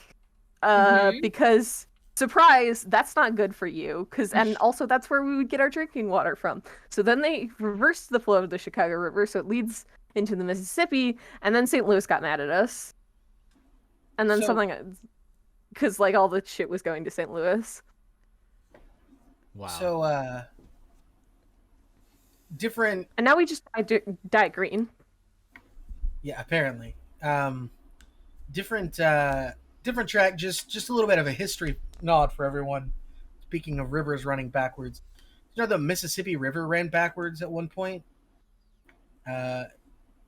due to the worst earthquake in U.S. history. Yeah. That's cool. Yeah, it literally like there was a town and there isn't one now. Like literally the whole town was demolished by one earthquake, which is why the fault line on I can't remember the name of the fault line that we're on, but it's very dangerous, mostly because none of us are prepared for it like those in California may be. So if it does happen on the East Coast, we're screwed.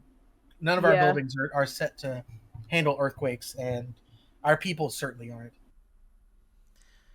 Well, we sure are living in wild times.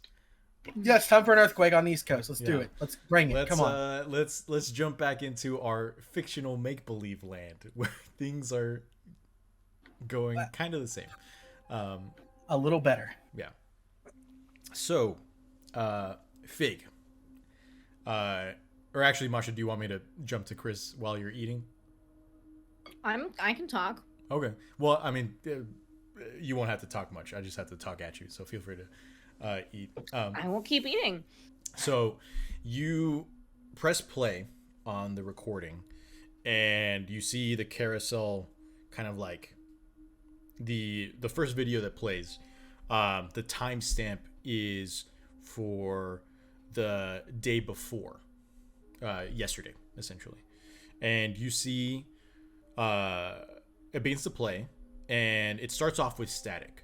And as you begin watching the video, you can see like on the little timeline where it shows you like the different frames and stuff like that, that a good majority of the video is static except for a small little bit in the middle. So you fast forward and you get to that little bit and you see that there is a young girl about 5 years old standing in the nursery. And she is playing with a stuffed bear. And you see that she's playing with the stuffed bear and then she grabs a little dragon and they start playing together. And then you watch her grab the head of the stuffed bear, rip it off, then grab the head of the stuffed dragon, rip it off, and then she puts the heads back onto the bodies of the opposing animals. And you can't quite see, there seems to be kind of like a little weird like interference in the video. It doesn't cut to static, it just like looks like some frames were skipped. And then she takes her hands off, begins playing with them again as though the heads were reattached seamlessly. And so she's just like playing with them for a couple more seconds before it cuts to static.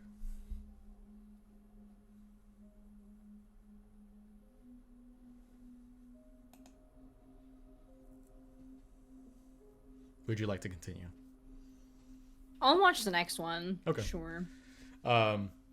So you go to the day before that, and you find a younger girl is standing. But the way that she's standing, she's just like at the edge of the frame of the camera. And for the entirety, you know, like you check and like the feed itself before it cuts to, you know, to static is about 45 minutes long.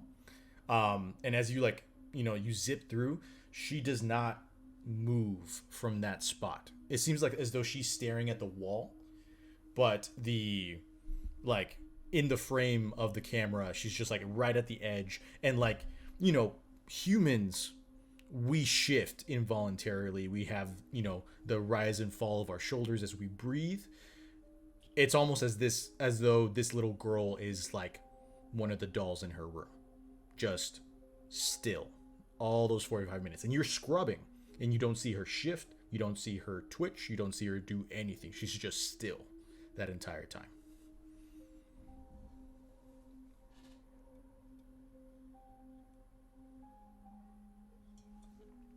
Nope. Now you remember Miss Merrill telling you that that Walt Spelling disappeared 6 days ago. Would you like to check the video from 6 days ago? Let's do it. Okay. So you scrub, or you go down to the carousel and you spin past a couple of days until you find the correct date. And you click on that video and press play. And you see that the first thing that shows up is the face of a middle-aged man kind of staring at the camera, adjusting it. And he looks and he blows a kiss through the camera. And he hops down, and you see that it's a room at night, the nursery at night, and you can see that the baby's sitting very quietly in their crib.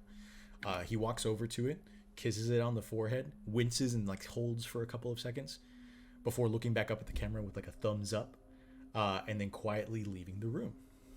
And you continue watching, you fast forward a little bit, and you get to a point where you're fast forwarding, and then there's like 3 seconds of static.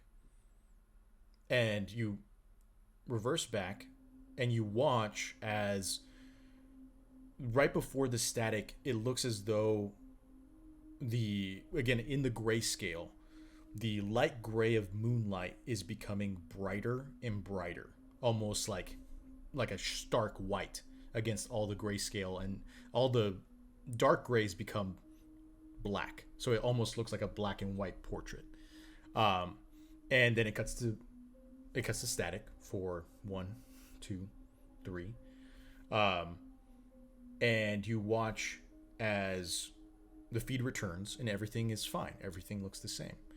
In the feed before the static, you had also seen that the windows were straining, as though there was a gale force wind blowing against them. But in this past the static, everything is still. And you look and you see that there's like maybe like 15 more minutes left on the feed, and you scrub forward and you see in that time the baby in the crib kind of gets up, and you like this baby from the feed is 6 months old, or I'm sorry, not 6 months old, 6 days old. So the baby, gets up, like sits up, and then just kind of like rises up and puts its hands on the bars of the crib. You don't hear anything, you don't see it open its mouth, but in just like a minute you watch the door open and the father walk in, and he just stands there, arms limp at his sides, and the baby's staring at him. And then the man turns and walks out, and then the feed cuts.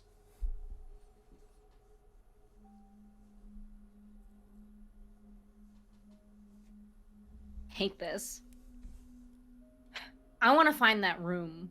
At this point, I think Fig has gathered it's not upstairs, it's downstairs. Okay.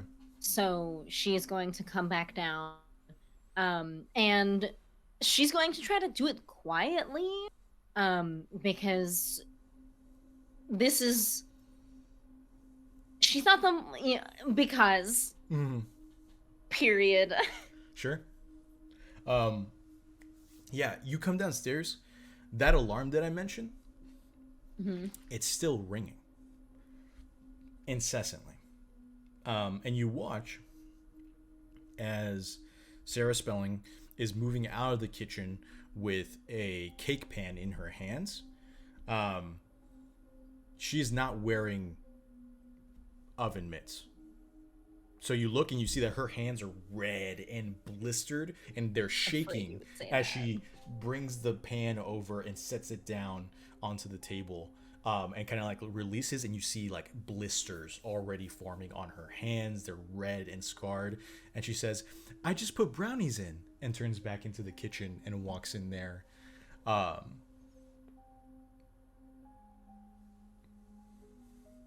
While she's in this weird trance, I'm just gonna keep looking, because I feel like if I address her again, she might do something to me, and I don't want that. Okay. So I will go ahead and look for what I assume is the second bedroom of this 2-bedroom home. Sure, yeah. So it's pretty easy. Like, you step down to the bottom of the stairs. Directly on your right, there was the living room. The living room leads directly into the kitchen.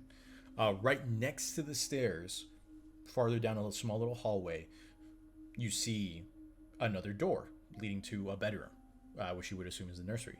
The thing that points this out is the door is slightly cracked, and sitting kind of like halfway in the room and halfway out is a stuffed bear with a dragon head, just kind of like sitting there holding the door open, staring at you.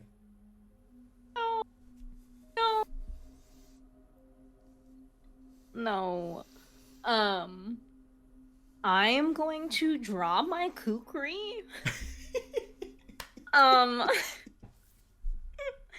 What? And I'm going to peek into the room. Excellent. As you start making your way over to the nursery, we are going to cut to Philip. Philip, you have been walking for some time with Dora. And I will say at this point, again, it's twilight. The sun is definitely down under the horizon, but there's a brilliance, oranges, purples, kind of in the setting sky. And you have made it to a little patch of forest where you can see the houses in the distance, like through the trees. Is there anything that you wanted to, like a conversation that you wanted to have with Dora leading up to this point? I think I think Philip's first instinct, like for most of this walk, is to just be going do do do do do Dora, yeah. Oh man. She has been completely silent the entire walk. As opposed to before when she was just very avidly excited to chat with you. The first time she speaks is right now, as you are kind of like, you can see the houses like maybe 100 or so feet away through the tree line. And she kind of stops and she looks at you and she says, she stops. She does not look at you. Instead, she says, "Why are you friends with them?"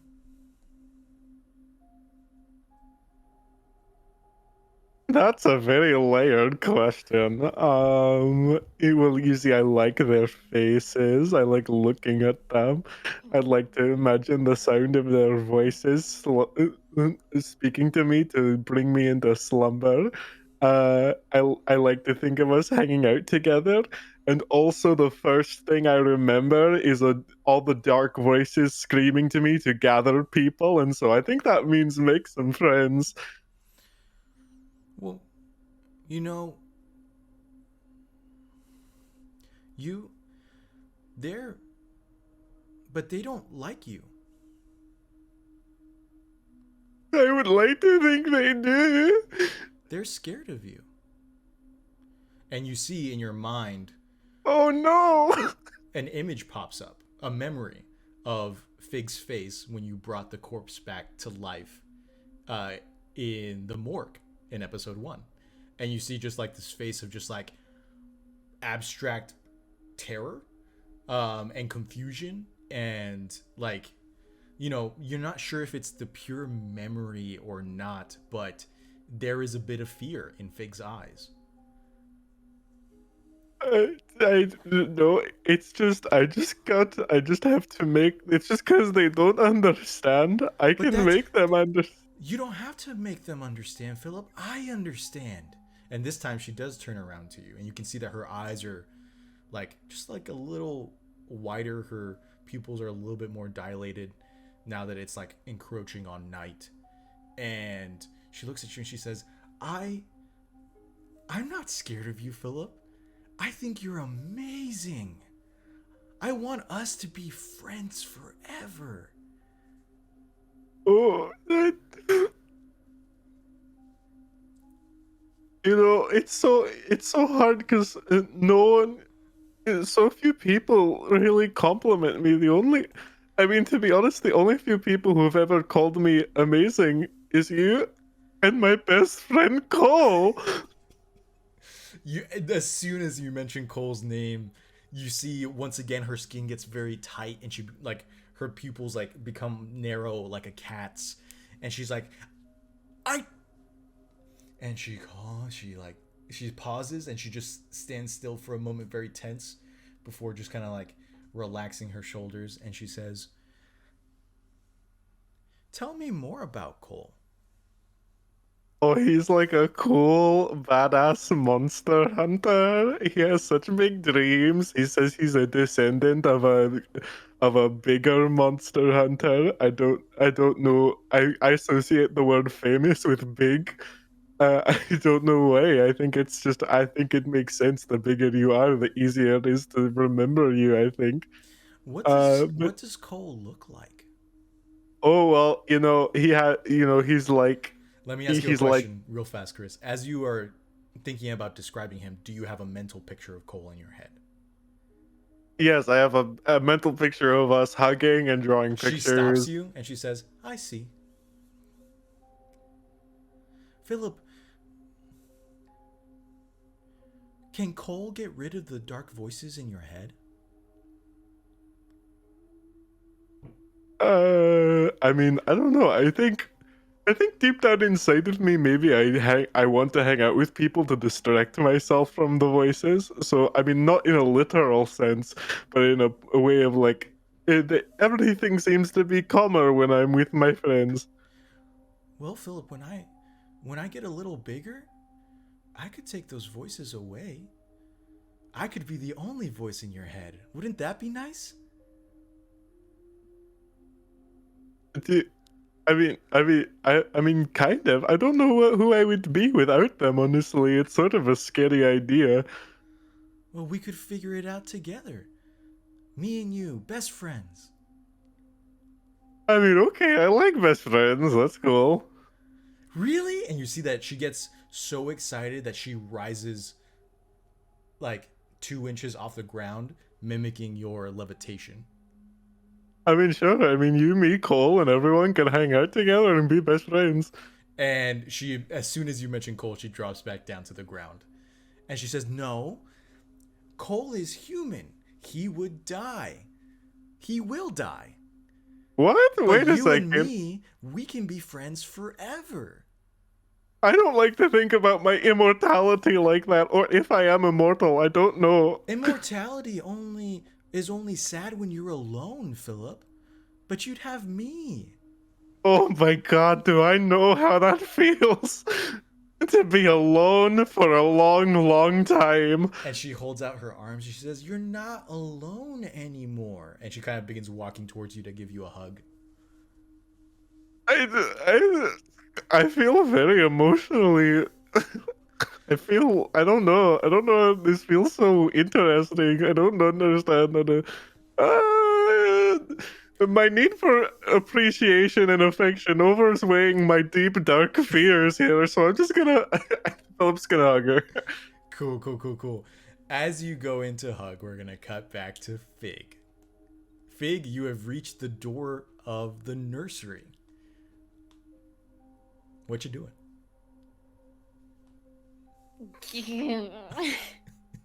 I'm gonna poke my head in. So you're opening the door. I don't like it when you ask clarifying questions. I just want to, like, I mean, you could technically peek through from the opening, you know, you don't have to open the door. No, I'm imagining myself like, you know, like wrapping my hand around the door and like pushing it and kind of peeking in that way, you know. Okay, so you're peeking and you haven't stepped into the room. Why are you asking? I'm so anxious. That is part of my job as the keeper. Yes, to clarify. I am not stepping in yet. I am just looking. Cool. As you kind of like open the door just like a little bit, you enter the room. You see that there is a window directly opposite of the door. Underneath the window is a crib. Sitting to the left of the crib, on one wall, it's just like a floor to ceiling shelf, and it's all dolls. And they all just kind of sit there, kind of like leaning and like using each other for support. Some of them, like you swear, are kind of like somewhat looking at you. Next to the crib, there's like a couple of dressers. You can see that there's like a little lamp that has a you know, the shade itself has like shapes cut out so that when you light it, you know, the shapes show up on the walls and things of that nature. I don't know, I feel like there's a word term for those, but you know, you get the idea. Mm-hmm. And there's like just several kind of like you know, there's stacks of diapers on top of the dressers and things of that nature. On the floor is just littered with stuffed animals. And on the right side, on the right wall, it's pretty blank with the exception of a like, you know, 8-foot tall teddy bear that's just kind of like sitting on the ground, kind of like, again, just like arms at its sides, just like staring straight ahead. And there's like a rocking chair in the back corner of the room, and you can see right on top of the rocking chair there's a small little shelf, and there's a camera on there. You get the sense that this is the baby monitor. And you can see that there's like a little rug in the center of the room, a circular rug that depicts the different lunar cycles, or the phases of the moon.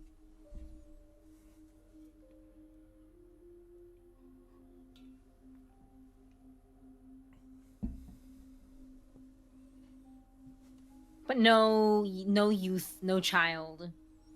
You at this vantage point, you can't see into the crib. Okay, for all the other videos where there was like a child who was larger, right? Was there still a baby, or was there no baby? There was no baby.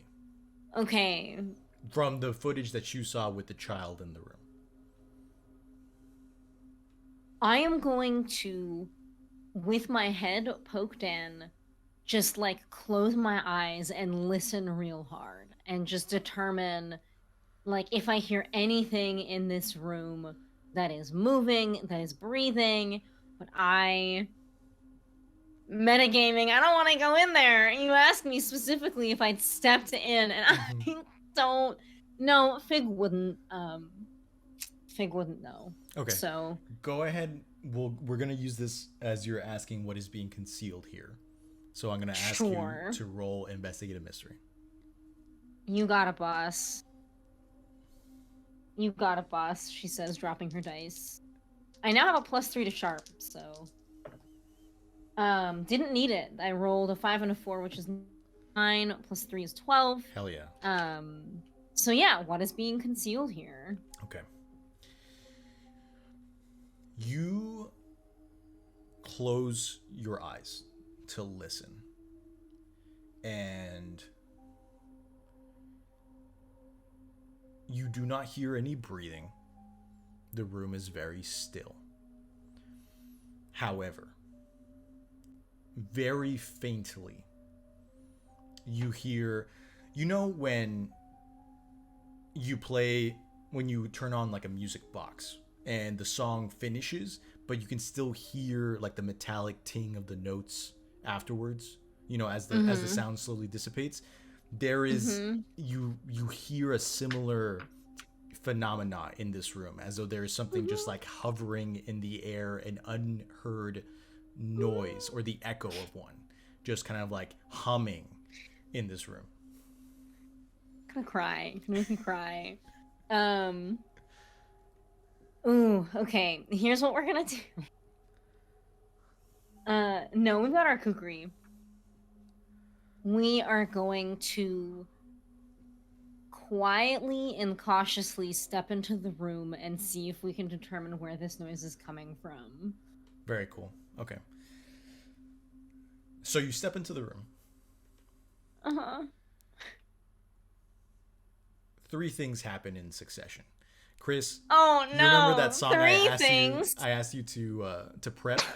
Oh no! If you could go ahead and just have that ready, and I'll tell you when to play it. The first thing that happens. Okay, do you want me to play the song that you asked me to play before that song? Correct. Like the one that I sent you in the message earlier today, the hey hey classical music clue. Okay. Yeah. Okay. So the first thing that happens, the door closes behind you. You look back, and the stuffed animal that was holding it open is no longer there. This bitch. The second thing that happens is the lampshade turns on. But you see that the shapes on the walls are not the shapes that are on the shade itself. They're words. No. The third thing that happens is a music box begins to play. And it's to the melody of Ba Ba Black Sheep. And what it says on the walls, you read as the lampshade begins to turn. Devil's eye, better off dead. Yes, sir, you'll all see red. All is in anger, words turn to ash. Once boiled over, it'll be a real bash. As you read this cryptic message on the walls, Philip, Dora tenses in your arms as you hug her, and you feel her like grip in. If you had skin, it would probably hurt, but she just grips into you, and she says, "Someone's in my room. And then I wish they had a room. your arms close as she disappears. And you see the light in the at the house directly in front of you through the tree line. A light in one of the rooms turned on. We cut back further to the hollow. If you'll go ahead and play that music. Ren, Dustin, the two of you are walking forward when you hear... Oh no, it's me, not Cole. I'm sorry, Cole. The two of you hear, Ren and Cole, you hear the tree snapping. And you turn back and you watch the gnarled, turned over tree break apart as the two tree trunks slam into the ground, looking almost as though like chicken's feet. And the light inside the cabin flares on and beginning to thunder towards you. In your direction is this hut on two giant legs just racing forward. And I'm going to need the two of you to roll me act under pressure to dodge these giant legs. Yep. Sounds good.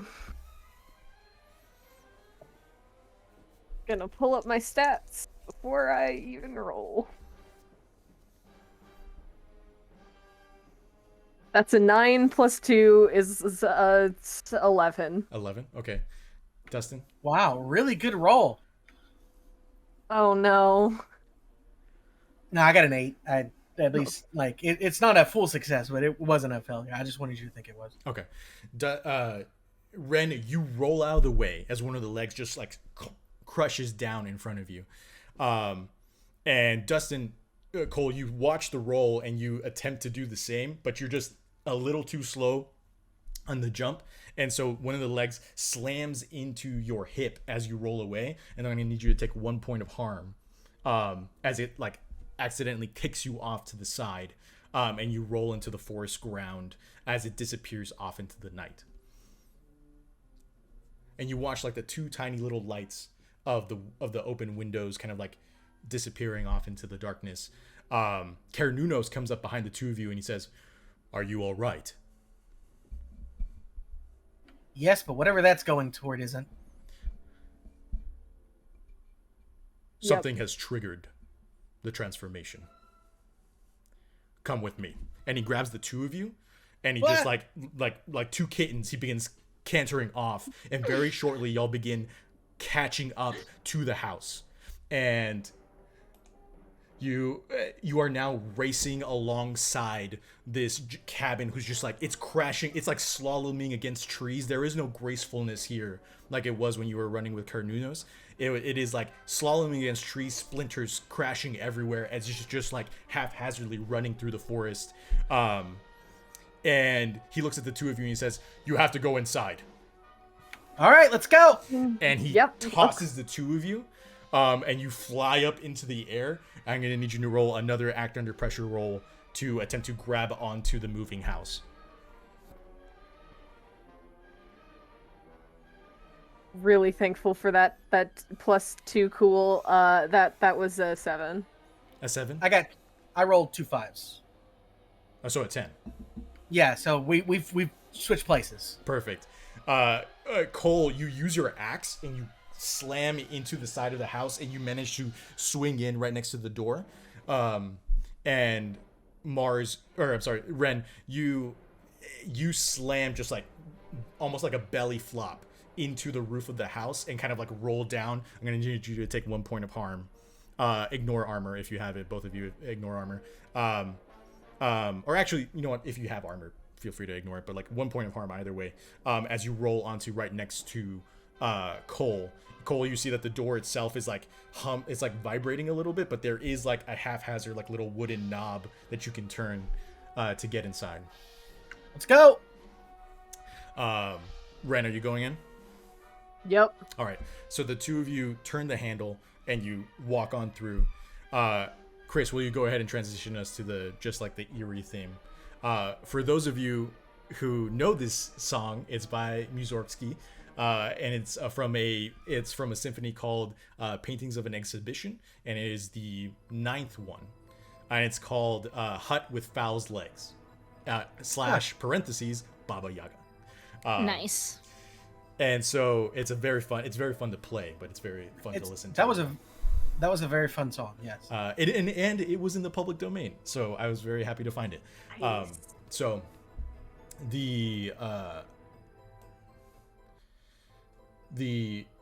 we're gonna cut back to Fig.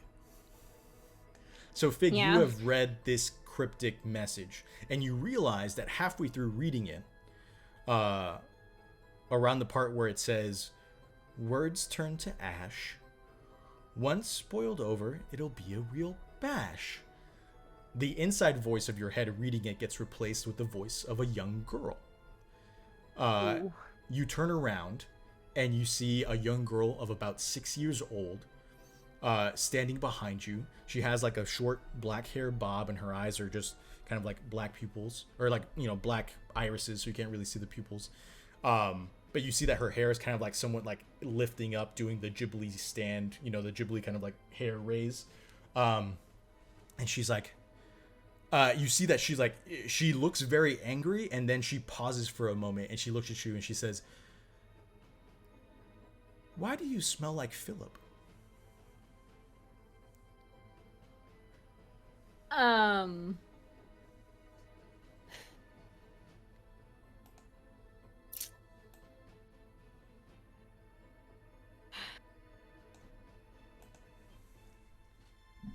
I am going to answer her question while I do something else at the same time. And I think that's something else that I'm going to do. And I will offer this to you, Keeper. I don't know if you're going to want me to roll for this or whatever. I'm going to try to pull out my rifle and put the bone and like the siren magic bone ammo that I made from the siren into it. Okay.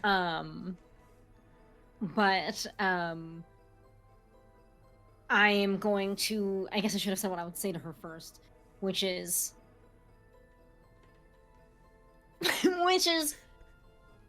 that's a good nose you got on you. I didn't think that Philip's weird smell was so strong.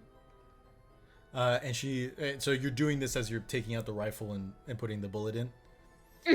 So she like, Yeah. So go ahead and roll me act under pressure. Yeah, okay.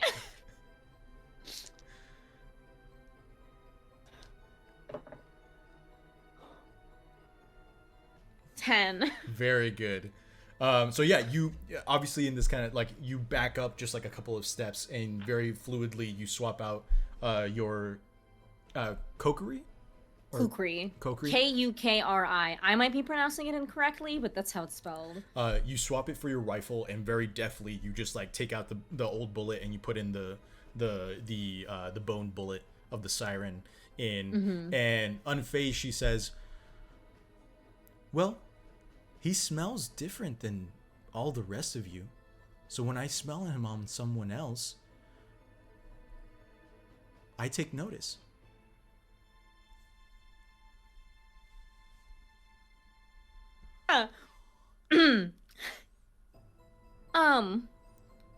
Well, now hold on. How do you know what Philip smells like? He's my best And you friend. been follow. Oh, all right. Interesting. Why are you in my house? Oh, I ran into your mama a little bit ago because she was at the grocery store and she was fumbling around, and I just wanted to make sure that she was doing all right. How do you know my mama?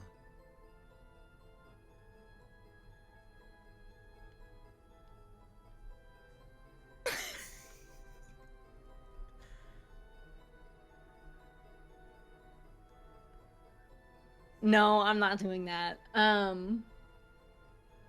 Well, I'd like to think that though I just met your mama really recently, that she'd be a friend of mine. And you see she's kind of like, she's paused for a moment to kind of like understand what you're saying. And the door to the nursery opens. And fall in Cole and Ren. The two of you step inside. The door behind you closes to the hut. And instead you are standing inside of a nursery room with Fig and her rifle and a small 5-year-old girl standing opposite of her, looking at the two of you now. Their eyes kind of like pass over Ren curiously, and then they go on to Cole.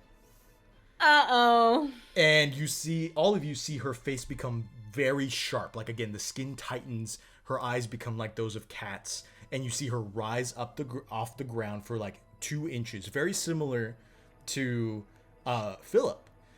And she says, "You," as she stares daggers at Cole. Cole's like, and then he looks over his shoulder as if trying to figure out what she's talking about. I think Ren is like stepping in front of Cole with their sword out. Excellent. You step with the sword out, but Cole, you are already being pushed back by an invisible force and slammed up against the wall, rising up maybe 6 inches. We'll say that you still have your axe in your hand, but you are like essentially grappled against the wall. And she says, "Philip is my friend. All of you are going to die. You cannot give him anything. I can be his friend forever." Hey. I'm gonna shoot the kid. What? All right. Hell yeah. We've made a full circle. Oh, guys. I hope that we bring this up a lot later. I hope we bring this up every single episode. Listen, as soon as I hear you are going to die, I think Fig on instinct levels her gun at this creature who clearly is not just like a normal human and just fire. I think that she is aiming for the legs. Okay. Because she doesn't fully know what's going on. But all right, roll me kick some ass.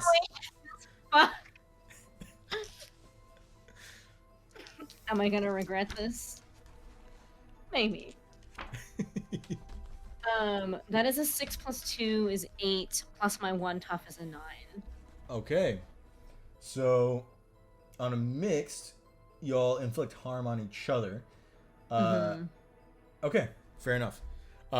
So did we ever stat out the bullet?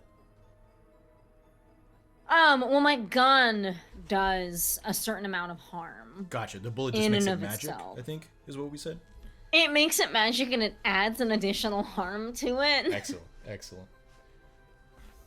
And as a reminder, this is a bolt-action rifle. The intention is that it's a long-range weapon, right? This is kind of a it's in close quarters, long-range weapon blast. Yeah, so it is Siren Bone ammo, 5 harm. Far, loud, reload, slow are the tags for the rifle itself, and then the ammo additionally has magic and restraining. Nice. Okay, so I think what I will say is even with like a -1 for far, you would still have a mixed success anyway. So like okay. I think you still can, because you also put some distance between you and Dora anyhow. So you... What is far anyway? Right, exactly. 4 feet? Yeah. So you lift the rifle and you take the shot, and almost in sync, you and Dora fly in opposite directions. And Dora like hits the wall and does not move. They hit the wall and you fall back into a like something soft. You fall into something soft. Okay. And then you feel 2 huge, heavy arms wrap around you and your rifle and begin to squeeze. And you feel something pop in your shoulder, and you take 1 point of harm. All right. As now you are contained within the arms of this giant teddy bear. Very cool. You look across the room. Ren, you see this too. Cole as well. You're not like unconscious or anything. You see that the bullet has gone through Dora's left eye, and is currently like pinning her head to the wall. And she's still just kind of like staring at the rest of you, and she says, "Philip is mine." You said 5 points of harm, correct? Yeah. Okay. I don't know what's wrong with this kid, but she was a baby 6 days ago, and now she's big like this, and she's done something terrible to her mama. I'm It's not sorry for her. shoot. Who is it then? It's something inside of her. She's a host. That's what we were told, right, Ren? Yep. Yep, that's what we were told. Stop talking like I'm not here. Okay. Ren has a very bad idea. So remember the last time Ren tried to do magic, and get into someone's head? Yeah. Ended up really well for them. That ended up really well for everyone involved. And they're gonna try and do that again. Okay. Because they are like, this creature, this thing is taking over a child. I want to talk to the thing, not the child, basically. Mm-hmm. Yep. Okay, go ahead.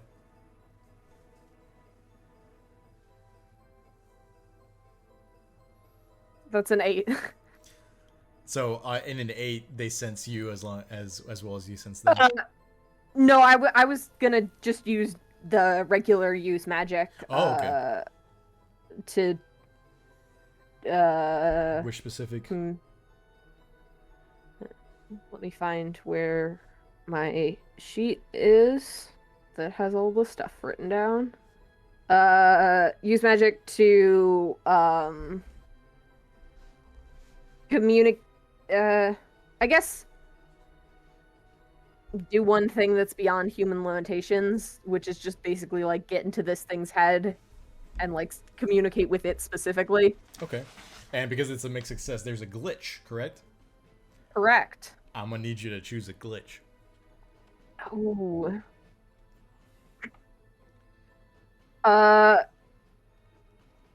Lots of these could cause less problems, but I really like it has a problematic side effect.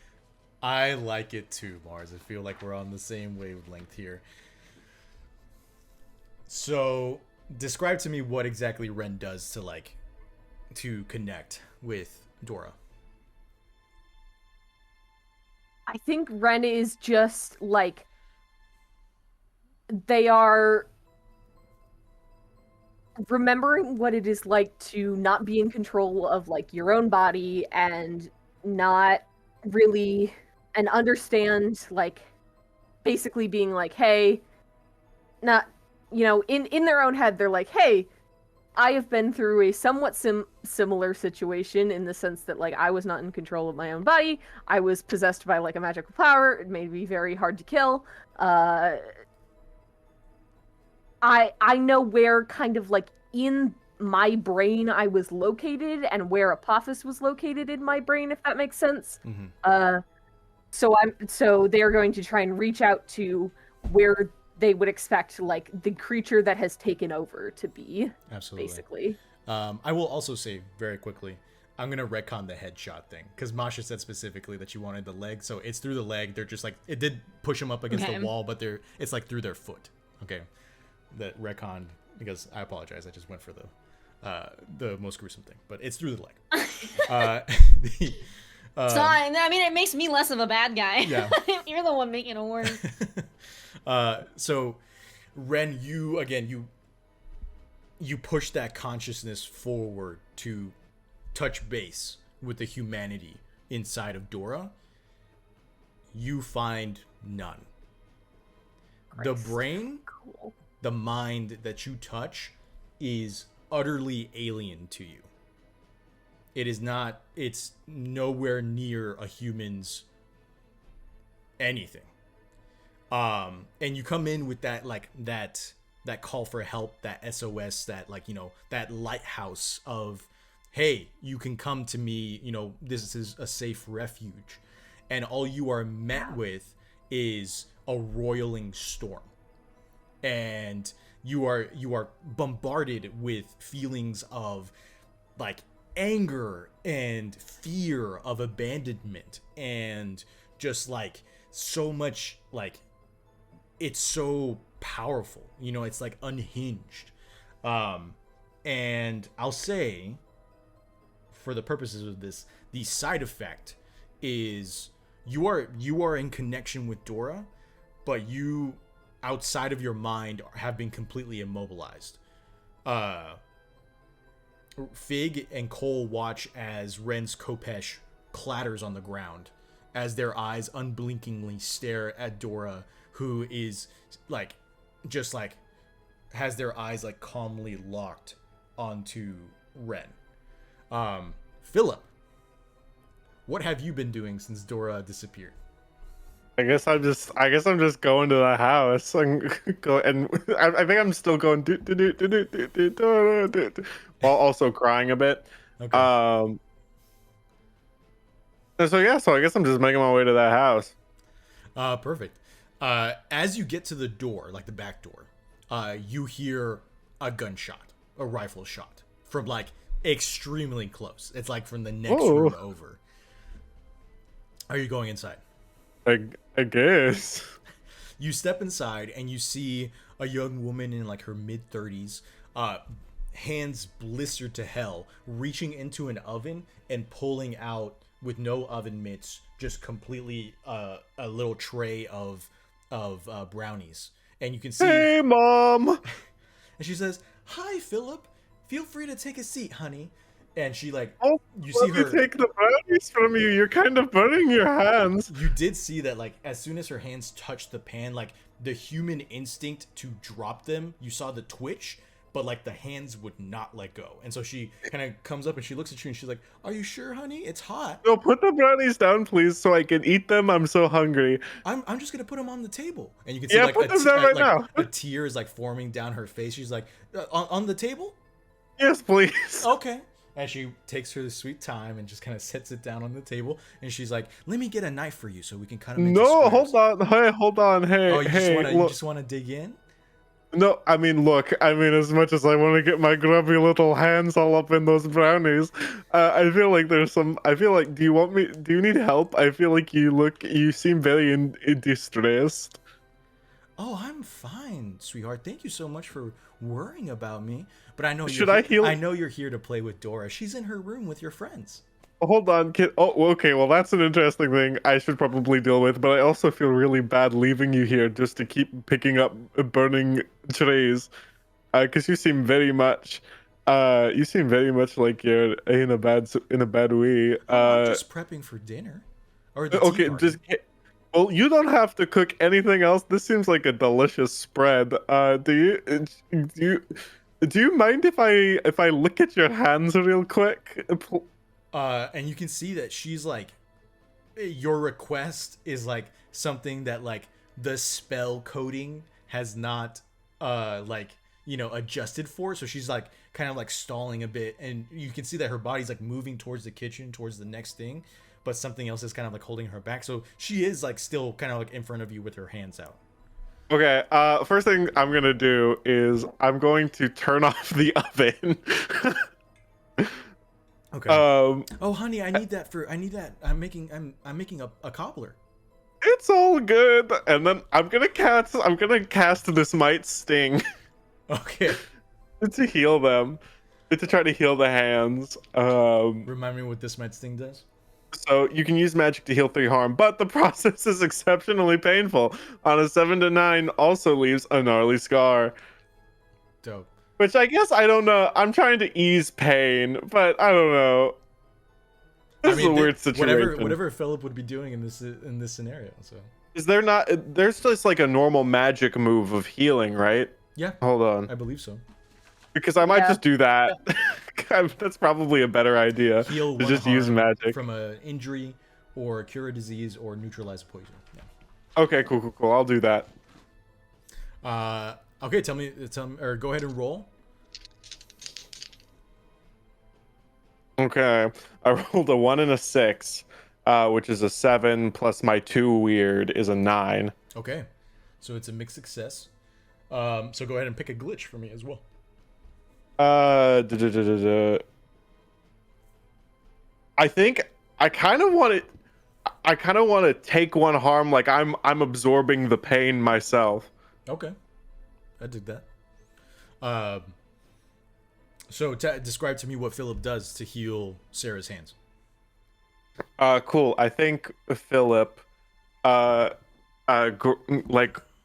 grabs her hands and sort of like vibrates in place as his eyes glow green and his jaw just like slowly hangs agape as like voices come from deep inside, and whispers go as like the scars sort of like you see the burn mark sort of like move across her hands and like travel onto Philip. And then once it's done, he's like, Philip just sort of goes like, oh yeah. Yeah. So go ahead and mark 1 point of harm. And very quickly you watch like the skin is still pink, but the blisters and the like 3rd degree burns are gone. And so strangely enough, you don't see any like palm prints or fingerprints. It's just completely smooth skin. But you have healed her hands from the pain, and she kind of like her you see the tear like run its course down her cheek, and she says, "Wow, I feel so much better. Thank you, Philip. Cobbler time." No, but hold on. And I slam the oven door shut, and I'm like, no more cobbler. The cobbler, I don't think I would be really unhappy with if you cooked any more, and I don't think Dora would like it if I was unhappy. Don't you think? Roll me a manipulate someone with a +1 because you are flexing your friendship with this weird, creepy kid. Everyone needs a friendship with a creepy kid. That's just my. Okay, I rolled a 6 and a 4, which is a 10 minus my 1 charm. It's a 9. So then with the +1 is a 10. Yes. So it's just a 10. Perfect. So on a 10 plus, they'll do it for the reason you gave them. If you ask too much, they'll tell you the minimum it would take for them to do it. If there's no way they'd do it. You see them again, they do that kind of like that glitching stall. And then she says, "Okay, honey, I'll just get the table ready." And she kind of goes and grabs like, just an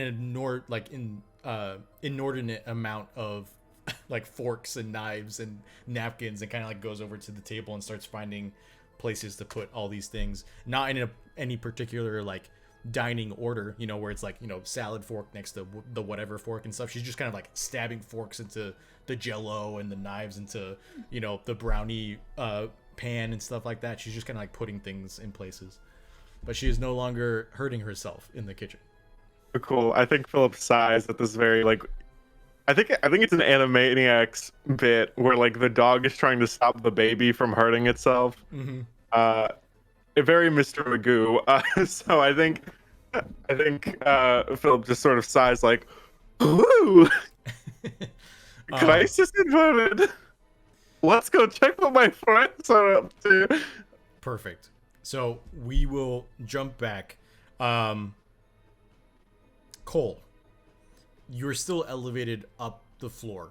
However, I will say, since Ren dropped their Kopesh, you can move your arms. You're just kind of like on the wall. So, is there anything that you'd like to do or try?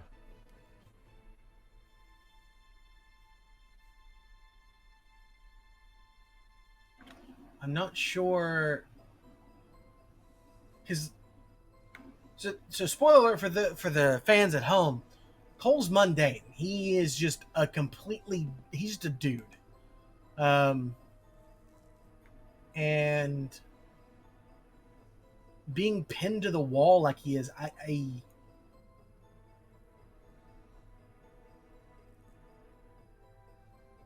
don't think there's anything he can do at the moment other than like chuck his axe at the at the little girl, and I don't think he'd want to do that just yet. Just Because Yeah. it looks like, something's going on. would you like to read a bad situation or investigate Yes. history? Or That's reading a bad situation sounds like a good idea with my -1 sharp. Let's see. All right, let's read that bad situation. Oh, actually, yeah, I rolled. Okay, well, I rolled 10, which -1 is a 9. Okay, so you get to hold 1. What is my best way to protect the victims? Excellent question. I will say, as you ponder this question, the door to the nursery opens, and Philip, you walk in. Oh, hello. And you turn to your right, and you see that Cole is just kind of like pinned to the wall. He doesn't look hurt per se. He's just kind of like Hey. like stuck to the wall. Yeah, stuck to the wall, like 6 inches off the ground, and he just says, "Hey." Oh, he's hanging in there like that cool, cute cat poster. Philip, would you like to tell Cole where you just were? Hello, I was just saving the mom from burning herself. And then that's when it clicks in your head. Cole. Sarah and Walt seem to be under a spell, under this little girl's spell. And it seems as though if there's anyone that was like truly in danger of dying in this situation, just from the factor of like they cannot protect themselves, it is Sarah spelling and Walt spelling. Granted, the 4 of you are all in danger as well, but like, they are, they are the more mundane. Right. I mean, at this point, this is the first he's hearing of a mom at all. And then I will say, Philip, you walk into the room, you see Cole is pinned up against the wall. You look to the right side of the room and you see that Fig is there in the arms of a giant teddy bear, their rifle kind of like at their side, and they're like wincing in pain as the pressure continues to like a vice grip just squeeze on them. Fig, go ahead and roll me an act under pressure roll as the pressure increases on your arms. I was actually going to suggest / question / offer. Yeah. Trying to just bust out of this grip, which I know would be very hard, but my weird move is no limits. Okay. If that is something that would potentially fall under no limits. But I need to look at the wording for no limits again. So would I. But I need to push your. Oh, sorry, I've got it pulled up. If you would like me to. I got it. Okay. When you push your physical body past its limits plus roll plus weird. So yeah, I mean, just like narratively, like if it's something that seems like it would. Oh yeah, absolutely. Roll no limits. All right, yeah, I'm gonna try to bust out of this death grip that this bear has got me in. This comfort grip, this cozy whatever. That is 5 plus 3 is 8 plus my 1 weird is 9. So for no nice. limits, on a 7 to 9, you do it, but choose one consequence. Suffer 1 harm, take -1 forward, or you need to rest right now.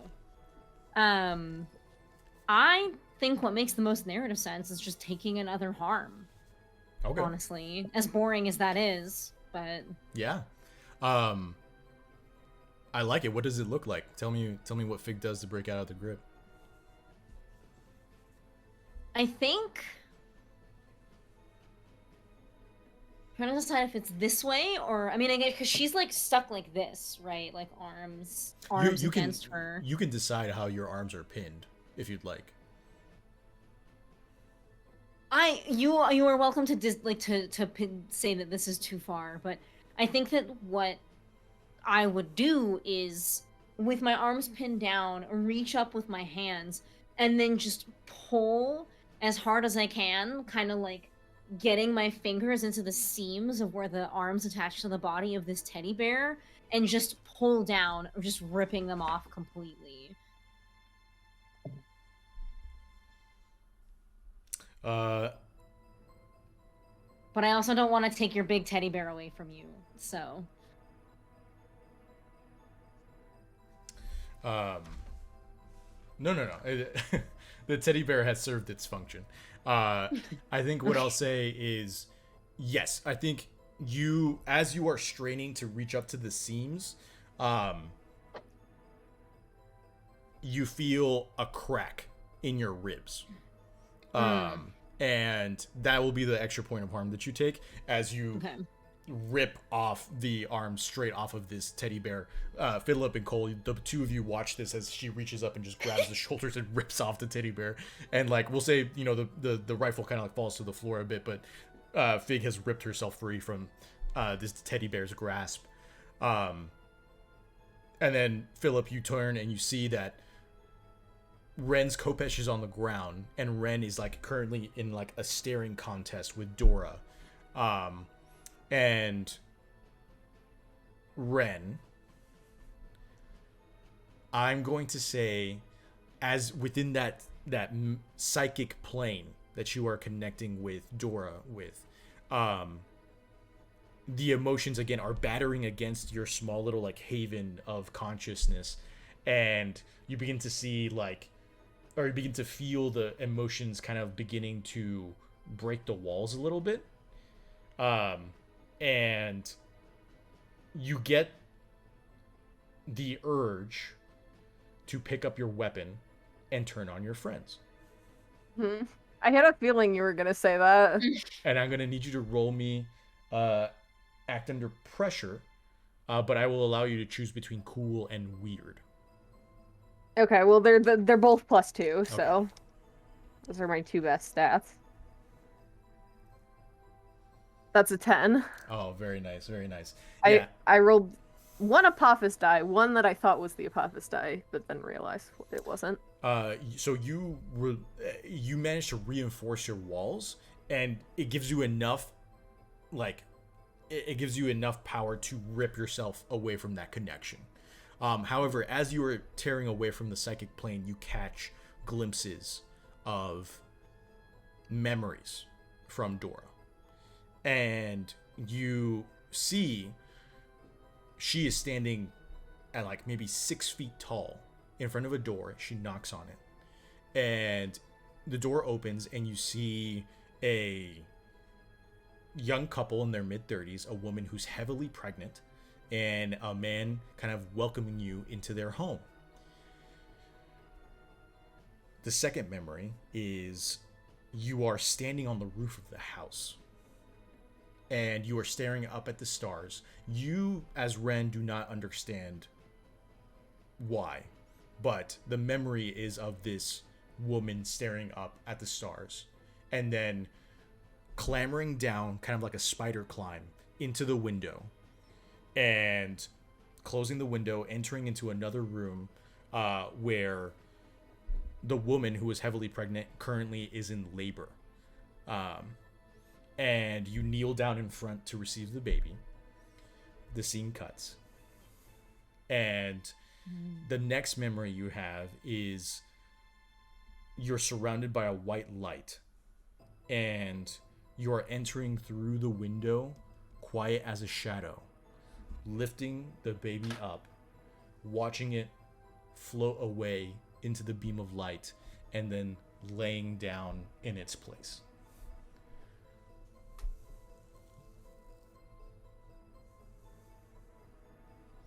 And you return back, and you kind of like stagger backwards, kicking your Kopesh a little bit to the side, as Dora returns, and she says, "That wasn't fun." And then she turns and she sees Philip, and she's like, "Philip, oh my gosh, I'm so glad you're here. Can you tell them that we're friends?" Okay, now hold on. Let's all just think this through. We're all friends here, together as a team. I don't want to be friends with them, Philip. They're all gonna die one day, and that's gonna be sad. I mean, that's sort of a depressing way. You know, even the shortest the way I like to think about it is all good things are good because they don't last forever. If they lasted forever, that would be, it would be nice if they did, but, maybe that's the beauty of it, is some things aren't meant to last. She looks at you and she says, "But then you'll be alone again.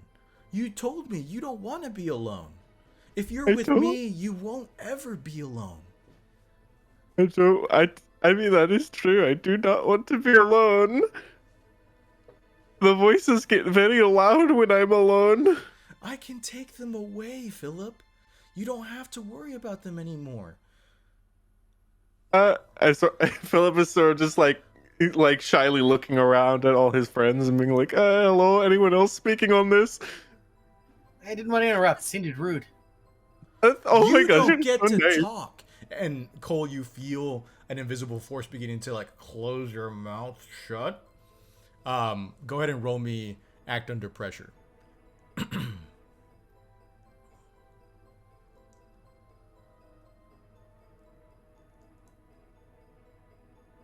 That's a 6. Okay. Oh god. You all watch as Cole's mouth closes and then becomes seamless, like in the Matrix.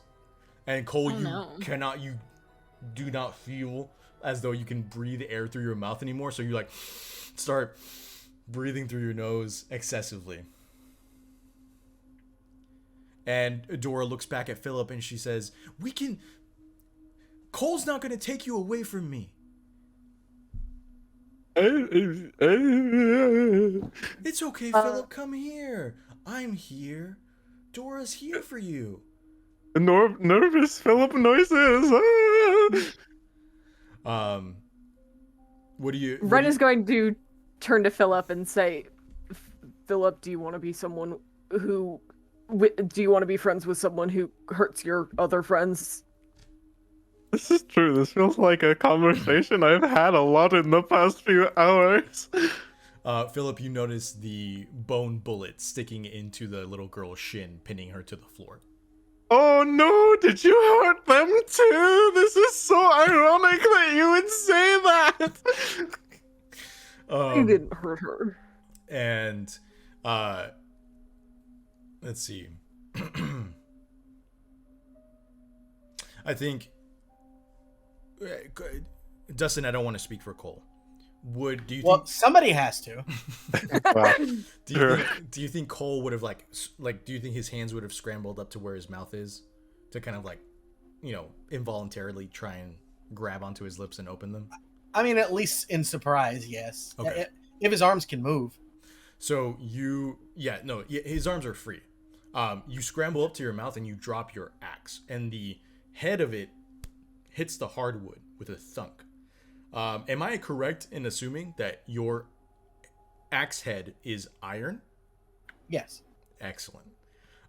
It thunks onto the ground, and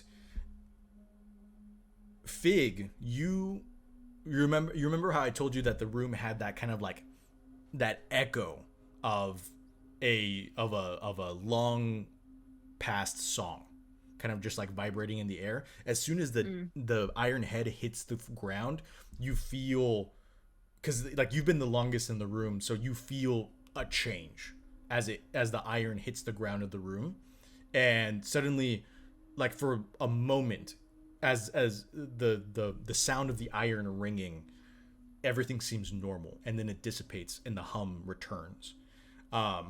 And you all watch as the ring of the iron goes forward. Dora kind of like freezes and is just still for a moment.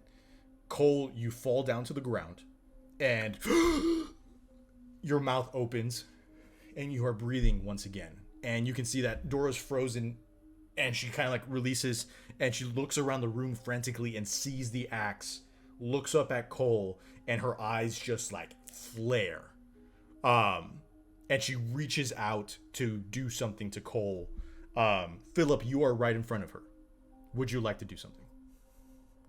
I think Philip, in like slow-mo, just everything slows down to a stop.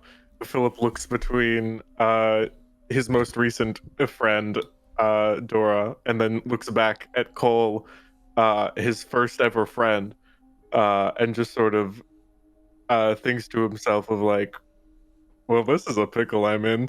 Uh, You uh, could say that. I think I think he thinks back to just I think he just thinks to himself, he's there's a lot of slideshows going through his mind of just like the moment he arrived to the shore after getting off the island, and sort of being scared and unknown in the world, and the first person to show him an act of kindness was Cole, by giving him his oh so favorite frog hoodie, and I think he looks down at his hands and the sleeves of his frog hoodie, and he looks up at Dora, and he's like,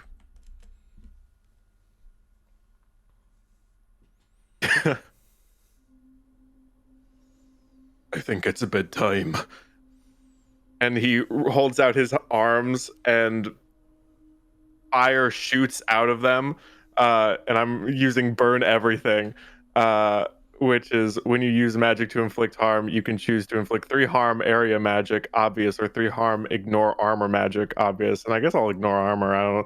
I'm not trying to hurt multiple people. Sure. But yeah, I'm burning this. I'm burning shit. Let's roll. Roll to burn everything. Okay, that's a 2 and a 4, which plus my 2 weird is a 8. So what's the next success roll? I think it's just a use magic roll, but I have an extra effect of dealing 3 harm, so I think I also get a glitch. Are they the same for use magic? Yes. Okay.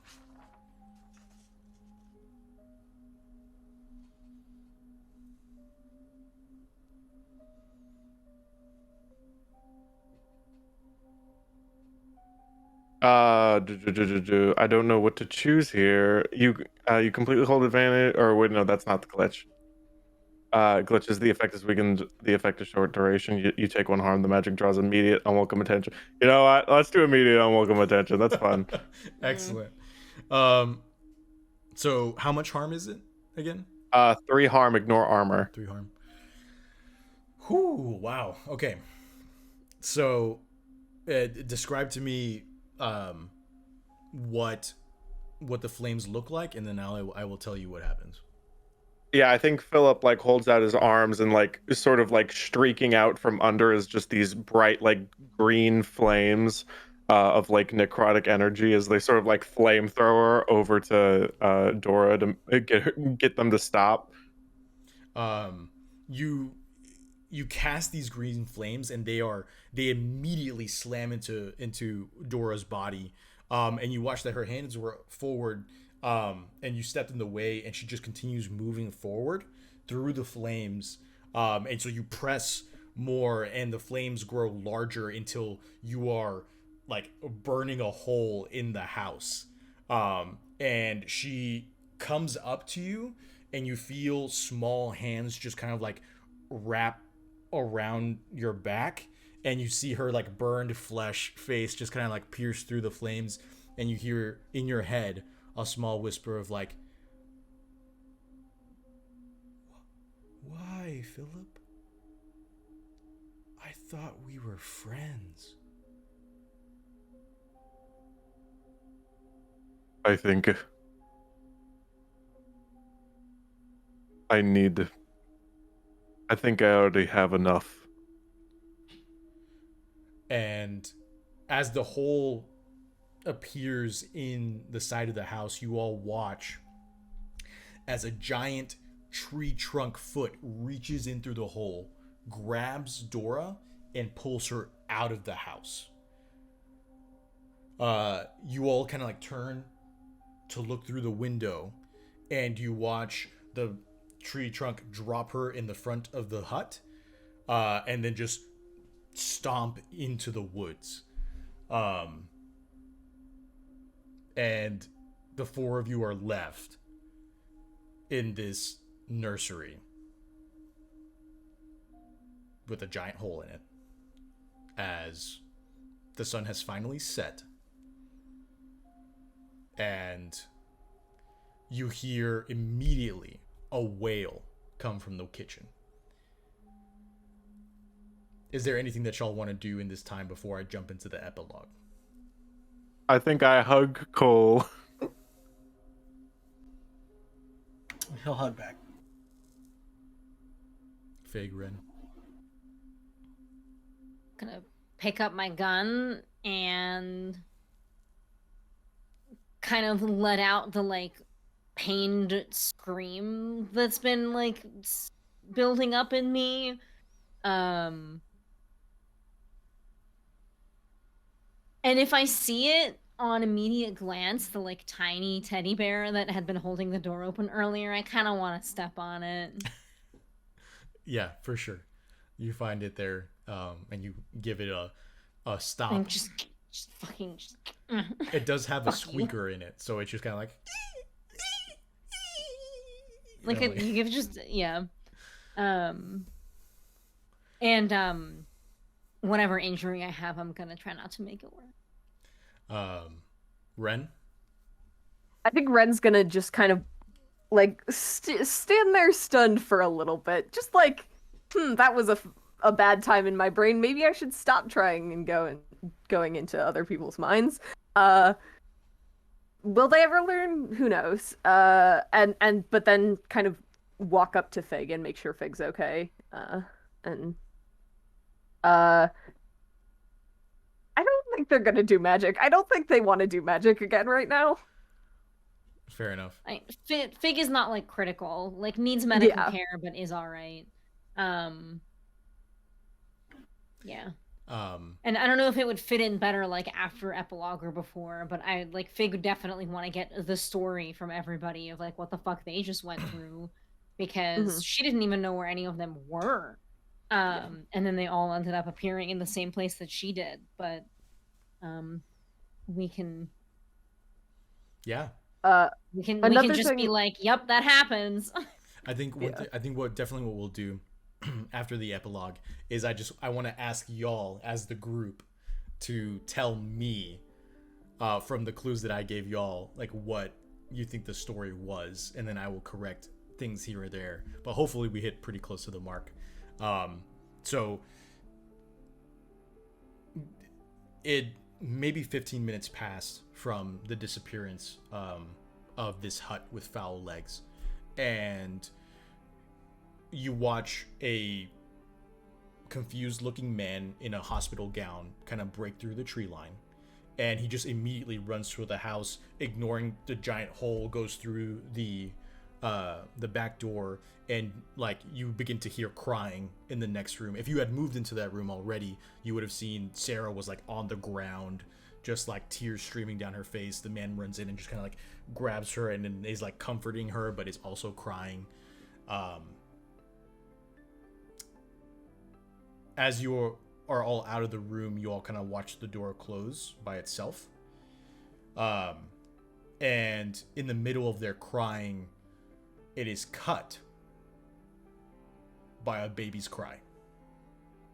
And you all watch their stunned faces look up and rush towards the nursery, open the door, and inside there is a 12-day-old baby just kind of like wailing, crying, pink in the face. And the father, like, you know, goes in, picks them up, and the mother's just like sobbing, like clawing at the baby. And the four of you sit down at the table filled with baked goods. Whether or not you have an appetite, by all, you know, it's up to you. But Philip's eating the brownies while just fully sobbing, dark black tears. And we're gonna go ahead and end the mystery there. So with the end of session questions, along with the did we conclude the current mystery, I would love to hear kind of like you all talk it out and tell me what happened. And then I will you know, fill in, and I'll jump in at the end and be like, yes to this, no to this, all this stuff. Just because like this mystery y'all took place with all of y'all kind of like separated for the most part, you know. So I'd like to know that my keeping skills did a good enough job to telling a straight story just in jigsaw pieces. Yeah, I think what I sort of got from it. I don't know. Do you want us to just list out all our clues, or do you want us to just go straight into like full explanations of what we think happened? Full explanations of what you think happened. Okay, I think what I got from it is weird. A deer man was like, something's going on down here that's causing weird shit.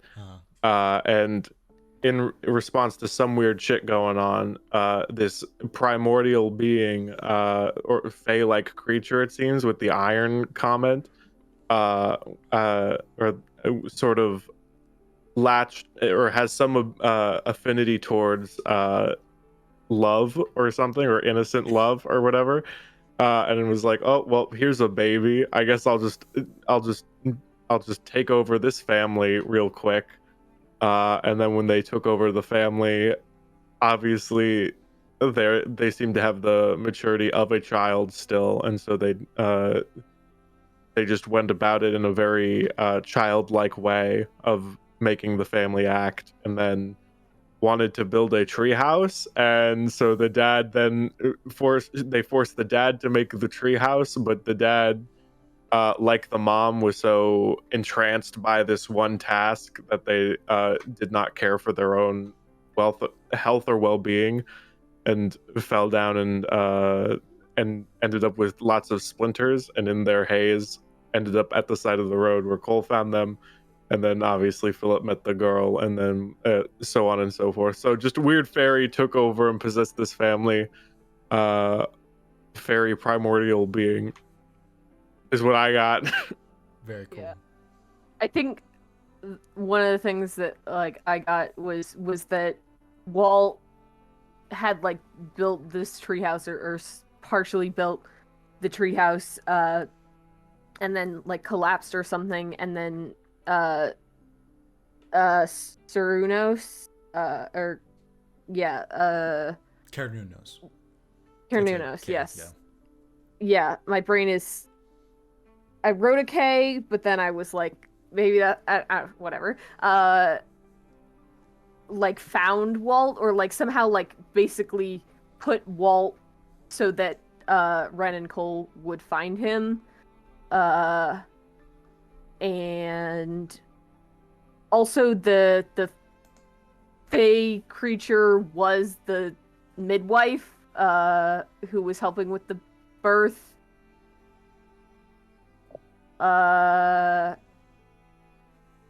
Yeah. And then everything got messed up. Anybody else?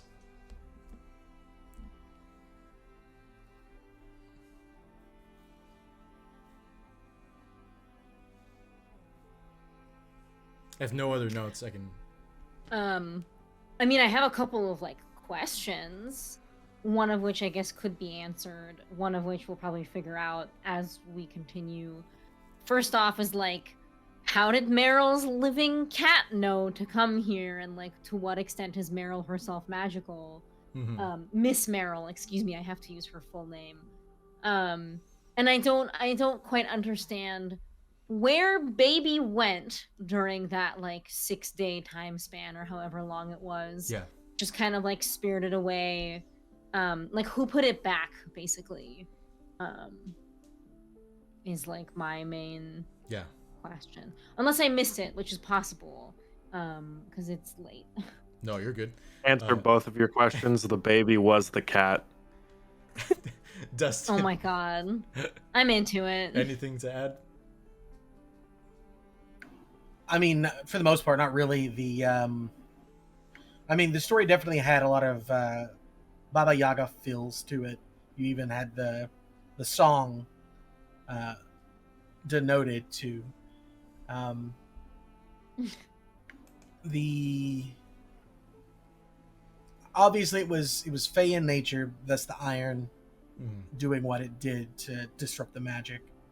And it seems like they invited the creature in probably without knowing what it was, and it led to some fascination essentially with the creature. And so,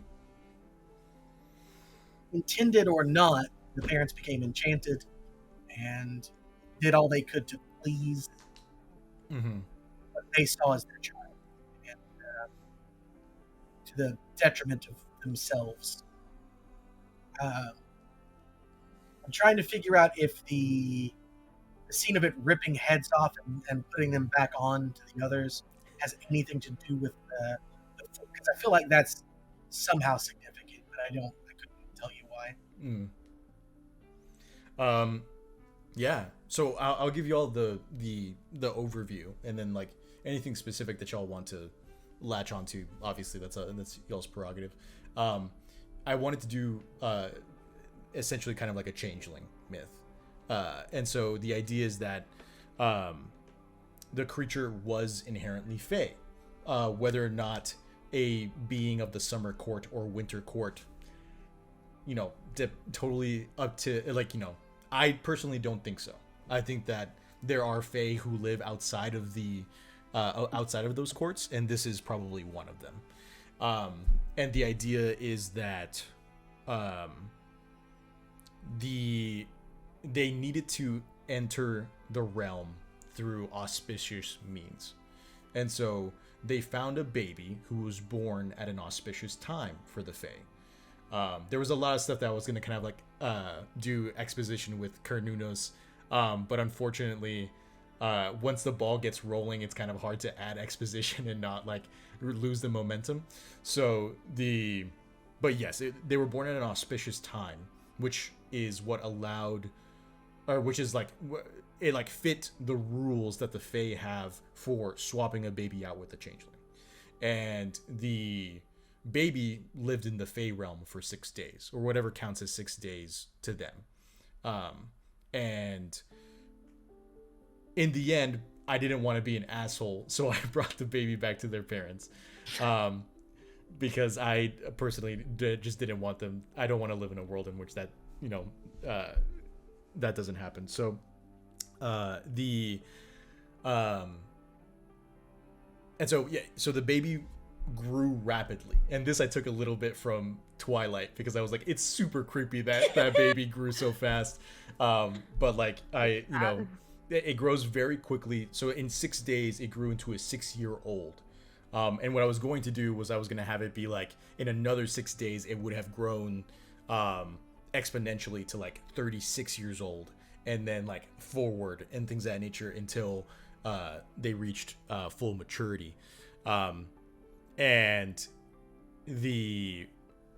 without like, so it was dropped into the mortal realm, and then it just kind of like started going through its motions, similar to like an animal out in the wild of like, I have to eat, sleep, eventually once I grow to maturity, I mate, so on and so forth. And then for like insects, I go through my growth cycle. It's just like, it's an inevitability. I always do this whenever I enter into that state. And so wherever the baby would have, this specific baby changeling would have been left, their hosts would have been entranced to feed them, nurture them, love them, admire them, shower them with all of this like positive energy and food. And then one of them would have been enchanted to go out and build the hut, which is where the changeling would retire to in order to go through its final transformation. And so y'all caught them at the end of that cycle. Normally, what I was trying to imply with Kernunos was that the changeling would essentially drain the entire life out of their hosts in order to begin the catalyst for that information, or for that transformation. But the intense feelings of hatred towards somebody stealing their friend, was what triggered the catalyst in this situation. And so that's kind of the idea. So, Walt Spelling was enchanted on that first night to go out and build the hut, and he was hammering it with like his hands, you know, like he was not using tools, and so like that's why his arms were like all scraped up and all that stuff. And then Sarah was just kind of like feeding the girl like for a long amount of time. And then in a lot of folklore, it's either the touch of iron or like the sound of like a bit like iron that like, you know, has fairies or the fae kind of like, you know, weakened and stuff like that. So I'm glad that y'all picked up on a lot of that stuff. But essentially, like, I didn't want to be like overtly. I a little bit wanted y'all to think it was maybe aliens with like the beam of light and stuff like that. But I'm glad that y'all caught on. So I apologize for my winded response. I was just very glad that y'all picked up on all that stuff. So first question, did we conclude the current mystery? I hope so. Yes. Did we save someone from certain death or worse? Yes. Yeah. Agreed. Did we learn something new and important about the world? Faye do be here. And Kiernunos is here. He's pretty cool. He's our new best friend. He is pretty cool. And then did we learn... Fig is gonna fucking lose it when she meets him. If she meets him. Lose her goddamn mind. He's very cool. I'll tell y'all more about him once we end the stream. Did we learn something new and important about one of the hunters? Philip needs so much therapy. I think We already knew that did already. Yeah. Fig won't hesitate. Yes, Fig is willing to murder I won't someone. hesitate, bitch. But Rebecca! Excellent. Excellent. Okay, so I mean, whether or not it's a 3 or a 4 either way, so y'all get to experience. Excellent. I've leveled up. Yeah, I think all of y'all, with the exception of Fig, level up.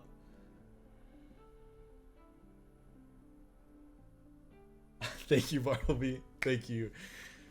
Oh man, very kind of you to say. Yes, I really wanted to play up like the creepy kid house aspect, so thank you for playing along. Cool. I think that is all the time that we had for tonight. So I just want to say once again here this is my last session as the keeper.